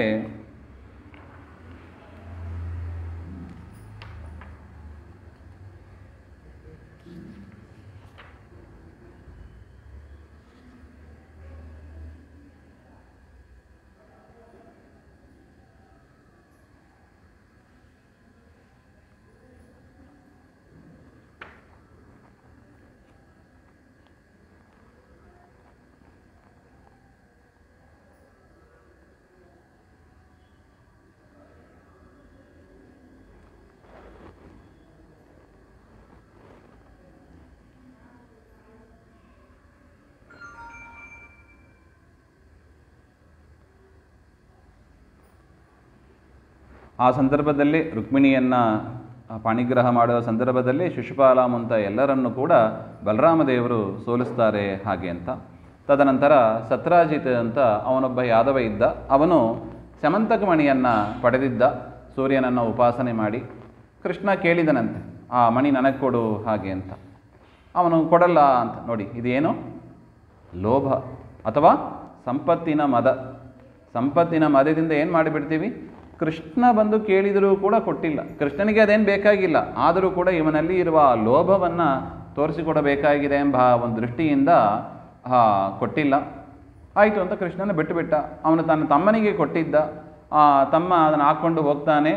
ಅವನನ್ನು ಸಿಂಹ ಸಂಹಾರ ಮಾಡ್ತದೆ. ಆ ಸಿಂಹವನ್ನು ಸಂಹಾರ ಮಾಡಿ ಜಾಂಬವಂತ ಆ ಮಣಿಯನ್ನು ತೆಗೆದುಕೊಂಡು ಹೋಗ್ತಾ ಇದ್ದಾನೆ. ಈ ರೀತಿ ಇಲ್ಲಿ ಸತ್ರಾಜಿತ್ ಅವನಿಗೆ ತಮ್ಮ ಸತ್ತದ್ದು ಗೊತ್ತಿಲ್ಲ.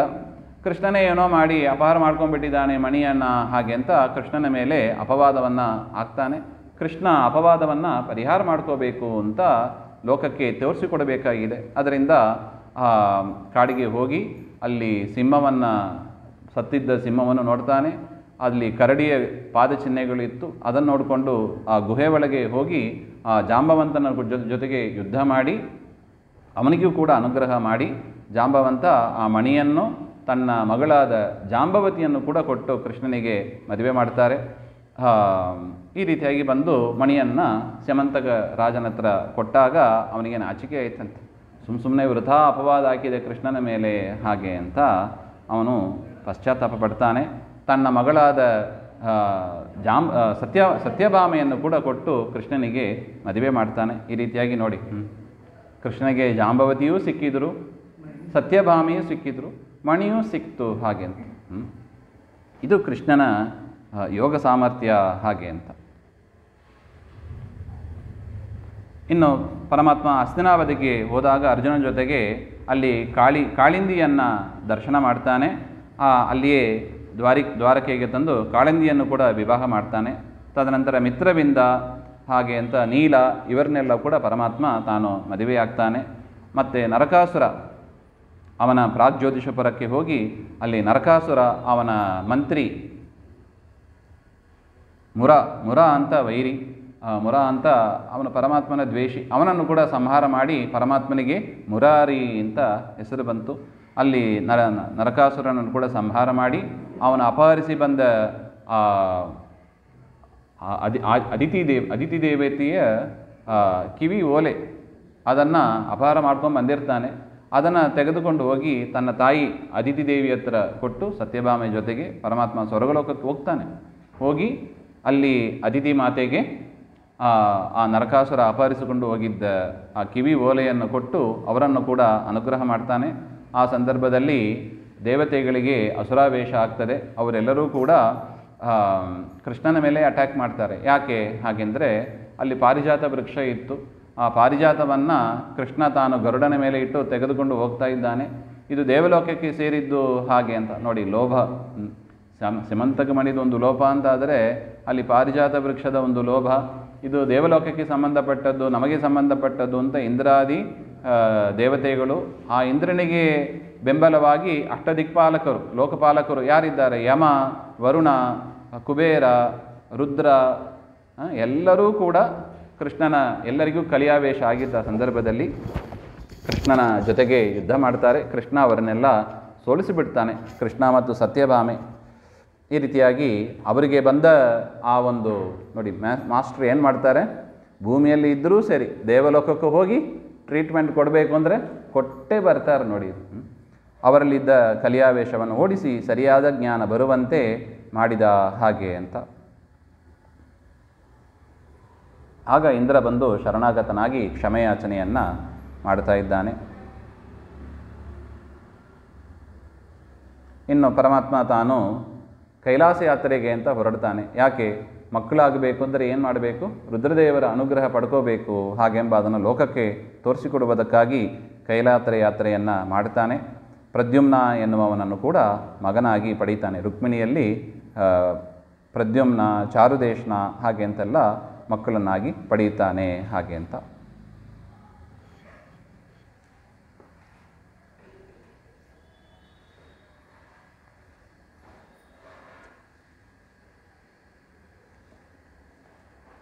ರುಕ್ಮಿಣಿ ಜೊತೆಗೆ ಪ್ರೇಮ ಕಲಹ, ಅದರ ಒಂದು ವಿವರಣೆಯೂ ಕೂಡ ಇಲ್ಲಿದೆ.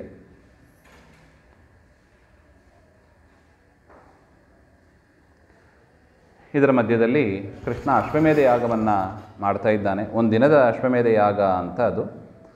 ಅಲ್ಲಿ ಒಂದು ಬ್ರಾಹ್ಮಣ ಬರ್ತಾನೆ. ಬ್ರಾಹ್ಮಣ ಬಂದು ತನ್ನ ಮಕ್ಕಳು ಪ್ರಸವ ಆಗ್ತಾ ಇದೆ, ಆದರೆ ಇದ್ದಕ್ಕಿದ್ದಾಗಿ ಅವರು ಅದೃಶ್ಯರಾಗಿಬಿಡ್ತಾರೆ ಹಾಗೆ ಅಂತ ಹೇಳ್ತಾರೆ. ಅರ್ಜುನನು ಕೂಡ ಆ ಸಂದರ್ಭದಲ್ಲಿ ಇದ್ದ. ಅರ್ಜುನ ಹೇಳಿದ, ಕೃಷ್ಣ ಯಜ್ಞ ದೀಕ್ಷಿತನಾಗಿದ್ದಾನೆ, ಅದರಿಂದ ನಾನು ಬರ್ತೇನೆ ಹಾಗೆ ಅಂತ. ಆ ಬ್ರಾಹ್ಮಣ ಕೇಳ್ತಾನೆ, ತೃಣಾವರ್ತ ಅಂತ ಬ್ರಾಹ್ಮಣ, ನಿನಗೆ ಸಾಮರ್ಥ್ಯ ಇದೆಯಾ ಹಾಗೆ ಅಂತ ಕೇಳ್ತಾನೆ. ಏನು ತಿಳ್ಕೊಂಡು ನನ್ನನ್ನು? ನಾನು ಗಾಂಡೀವಿ, ಶ್ರೇಷ್ಠ ಧನುರ್ಧಾರಿ, ನಾನೇನು ಕೃಷ್ಣ ಅಂತ ತಿಳ್ಕೊಂಡಿದ್ಯಾ ಹಾಗೆ ಅಂತ. ನೋಡಿ, ಇದು ಬಲದ ಒಂದು ಮದ ಅರ್ಜುನನಲ್ಲೂ ಕಾಣ್ತಾ ಇದೆ. ಕೃಷ್ಣ ಕೇಳಿದಂತ, ನಿನ್ನಿಂದ ಆಗತ್ತಪ್ಪ? ಓ ಆಗುತ್ತದೆ ಅಂತ ಹೇಳಿ ಹೋದ. ಒಂದು ದೊಡ್ಡ ಕೋಟೆಯನ್ನೇ ಕಟ್ಟಿದ, ಬಾಣದಿಂದ ಕೋಟೆಯನ್ನು ಕಟ್ಟಿ, ಯಾರು ಬರ್ತಾರೋ ನೋಡೇ ಬಿಡ್ತೇನೆ ಅಂತ. ಆ ಬ್ರಾಹ್ಮಣನ ಹೆಂಡತಿಗೆ ಪ್ರಸವ ಆಯಿತು, ಮತ್ತೆ ಮಗು ಕಾಣ್ತಾ ಇಲ್ಲ, ಅದೃಶ್ಯರಾಗ್ಬಿಡ್ತು. ಅರ್ಜುನನಿಗೆ ತುಂಬ ಬೇಜಾರಾಗೋಯ್ತು. ಯಾರು ಬಂದೇ ಇಲ್ಲ, ಏನೂ ಆಗಿಲ್ಲ, ಇದೇಂಗೆ ನಾಪತ್ಯ, ಮಗು ಕಾಣ್ತಾ ಇಲ್ಲಲ್ಲ ಹಾಗೆ ಅಂತ. ತಾನು ಪ್ರತಿಜ್ಞೆನೇ ಮಾಡಿದಂತೆ, ಅಕಸ್ಮಾತ್ ನಾನು ರಕ್ಷಣೆ ಮಾಡಲಿಕ್ಕೆ ಆಗಿಲ್ಲ ಅಂದರೆ ನಾನು ಚಿತೆಗೆ ಹಾರ್ತೇನೆ ಹಾಗೆ ಅಂತ. ಎಲ್ಲ ತಯಾರು ಮಾಡ್ಕೊಂಡ್ಬಿಟ್ಟ ಹಾರೋದಕ್ಕೆ. ಕೃಷ್ಣ ಆ ಸಂದರ್ಭದಲ್ಲಿ ಬಂದು ಆ ಕೃಷ್ಣನನ್ನು, ಬ್ರಾಹ್ಮಣನನ್ನು ರಥದಲ್ಲಿ ಕುಡಿಸಿ, ತಾನು ಆ ತಮಸ್ಸನ್ನೆಲ್ಲ ಕತ್ತರಿಸಿ ತನ್ನ ಲೋಕಕ್ಕೆ ಕರ್ಕೊಂಡೋಗಿ ಮೂಲ ರೂಪ ಜೊತೆಗೆ ಕೆಲವೊಂದು ಕಾಲ ಐಕ್ಯವನ್ನು ಪಡೆದು, ಮತ್ತೆ 6 ಜನ ಮಕ್ಕಳು ಇದ್ದರು ಆ ಬ್ರಾಹ್ಮಣನಿಗೆ. ಪರಮಾತ್ಮನೇ ತಾನೇ ಅಪಹಾರ ಮಾಡಿಕೊಂಡಿದ್ದು. ಅಪಹಾರ ಮಾಡಿದ ಮಕ್ಕಳು ಎಲ್ಲರನ್ನೂ ಕೂಡ ತಂದು ಆ ಬ್ರಾಹ್ಮಣನಿಗೆ ಒಪ್ಪಿಸ್ತಾನೆ. ಅರ್ಜುನನಿಗೆ ಆಶ್ಚರ್ಯ ಆಯಿತು. ಆ ದಾರಿಯಲ್ಲಿ ಬರುವ ಲೋಕಲ ಏನು ಅಂತ ಪರಮಾತ್ಮ ಅದರ ವರ್ಣನೆಯೆಲ್ಲ ಮಾಡ್ತಾ ಇದ್ದಾನೆ. ಈ ರೀತಿಯಾಗಿ ಅರ್ಜುನನಿಗೆ ಬಂದ ಮದವನ್ನು ಕೂಡ ಪರಮಾತ್ಮ ಸಂಹಾರ ಮಾಡಿದ ಹಾಗೆ ಅಂತ. ದ್ವಾರಾವತ್ಯಾಂ ಪತ್ನಿಭಿ ಸಹರ್ಷಂ ಜಲಕ್ರೀಡಾದಿಭಿ. ಆ ದ್ವಾರಕೆಯಲ್ಲಿ ಆ ಪ್ರಾಗ್ಜ್ಯೋತಿಷಪುರದಲ್ಲಿ ನರಕಾಸುರನನ್ನು ಸಂಹಾರ ಮಾಡಿ 16,100 ಜನ ಇದ್ದರು. ಅವರೆಲ್ಲರನ್ನೂ ಕೂಡ ಪರಮಾತ್ಮ ತಾನೇ ಮದುವೆಯಾಗಿ ದ್ವಾರಕೆಯಲ್ಲಿ ಒಬ್ಬೊಬ್ಬರಿಗೂ ಕೂಡ ಪ್ರತ್ಯೇಕ ಮನೆ. ನಾರದರು ಬಂದು ನೋಡ್ತಾರೆ ಗೃಹಸ್ಥಾಶ್ರಮಿಯಾಗಿ ಪರಮಾತ್ಮ ಹೇಗಿದ್ದಾನೆ ಹಾಗೆ ಅಂತ. ಒಬ್ಬರ ಮನೆಯಲ್ಲಿ ಬೆಳಿಗ್ಗೆದ್ದು ಸ್ನಾನ ಮಾಡ್ತಾ, ಒಬ್ಬರ ಮನೆಯಲ್ಲಿ ಸಂಧ್ಯಾವಂದನೆ ಮಾಡ್ತಾ, ಒಬ್ಬರ ಮನೆಯಲ್ಲಿ ದೇವ್ರ ಪೂಜೆ ಮಾಡ್ತಾ ಕೃಷ್ಣ ಇದ್ದದನ್ನು ನೋಡಿ, ಕೃಷ್ಣ ನಿನ್ನ ಲೀಲೆಯೇ ಅದ್ಭುತ ಹಾಗೆ ಅಂತ ನಮಸ್ಕಾರ ಮಾಡಿ ನಾರದರು ಹೋದರು ಹಾಗೆ ಅಂತ ಅದು ವಿಚಾರವೂ ಬರ್ತದೆ. ಸರ್ವತಾ ಆಗತ್ಯ ಮುನೀನಾಂ ದ್ವಾರಕಾವಾಸಃ ಕ್ಷತ್ರಿಯಾದೀನಾಂ ಚ ತತ್ರಾಗಮನಂ ಯದುವಂಶಸ್ಯ ವಿಸ್ತೃತೇ ಶ್ರೇಷ್ಠ್ಯಸ್ಯ ಚ ವರ್ಣನಂ ಭಗವತ್ ಸ್ತುತಿಪೂರ್ವಕಂ ಶುಕಸ್ಯ ಸ್ಕಂದ ಸಮಾಪನಂ. ಈ ರೀತಿಯಾಗಿ ಕೃಷ್ಣನ ಒಂದು ಸ್ತೋತ್ರ ಹೇಳಿ ಶುಕಾಚಾರ್ಯರು ಈ ಒಂದು ದಶಮಸ್ಕಂದವನ್ನು ಪರಿಸಮಾಪ್ತಿ ಮಾಡ್ತಾ ಇದ್ದಾರೆ. ಇನ್ನು ಏಕಾದಶ ಸ್ಕಂದ, ದ್ವಾದಶ ಸ್ಕಂದ ನಾಳೆ ಮಂಗಳ ಕಾರ್ಯಕ್ರಮ ಇರುತ್ತದೆ. ನಾಳೆ ಸೇರಿದಾಗ ನೋಡೋಣ ಅಂತ. ಸರ್ವಗುಣ ಸಂಪೂರ್ಣ ಸರ್ವದೋಷ ವಿವರ್ಜಿತ ಪ್ರಿಯತಾಂ ಪ್ರೀತೇವಾಲಂ ವಿಷ್ಣೋರ್ಮೆ ಪರಮಸೂರತ್ ಶ್ರೀಮಧ್ವಾಂತರ್ಗತ ಶ್ರೀಕೃಷ್ಣಾರ್ಪಣಮಸ್ತು. ಶ್ರೀಹರೇ ನಮಃ.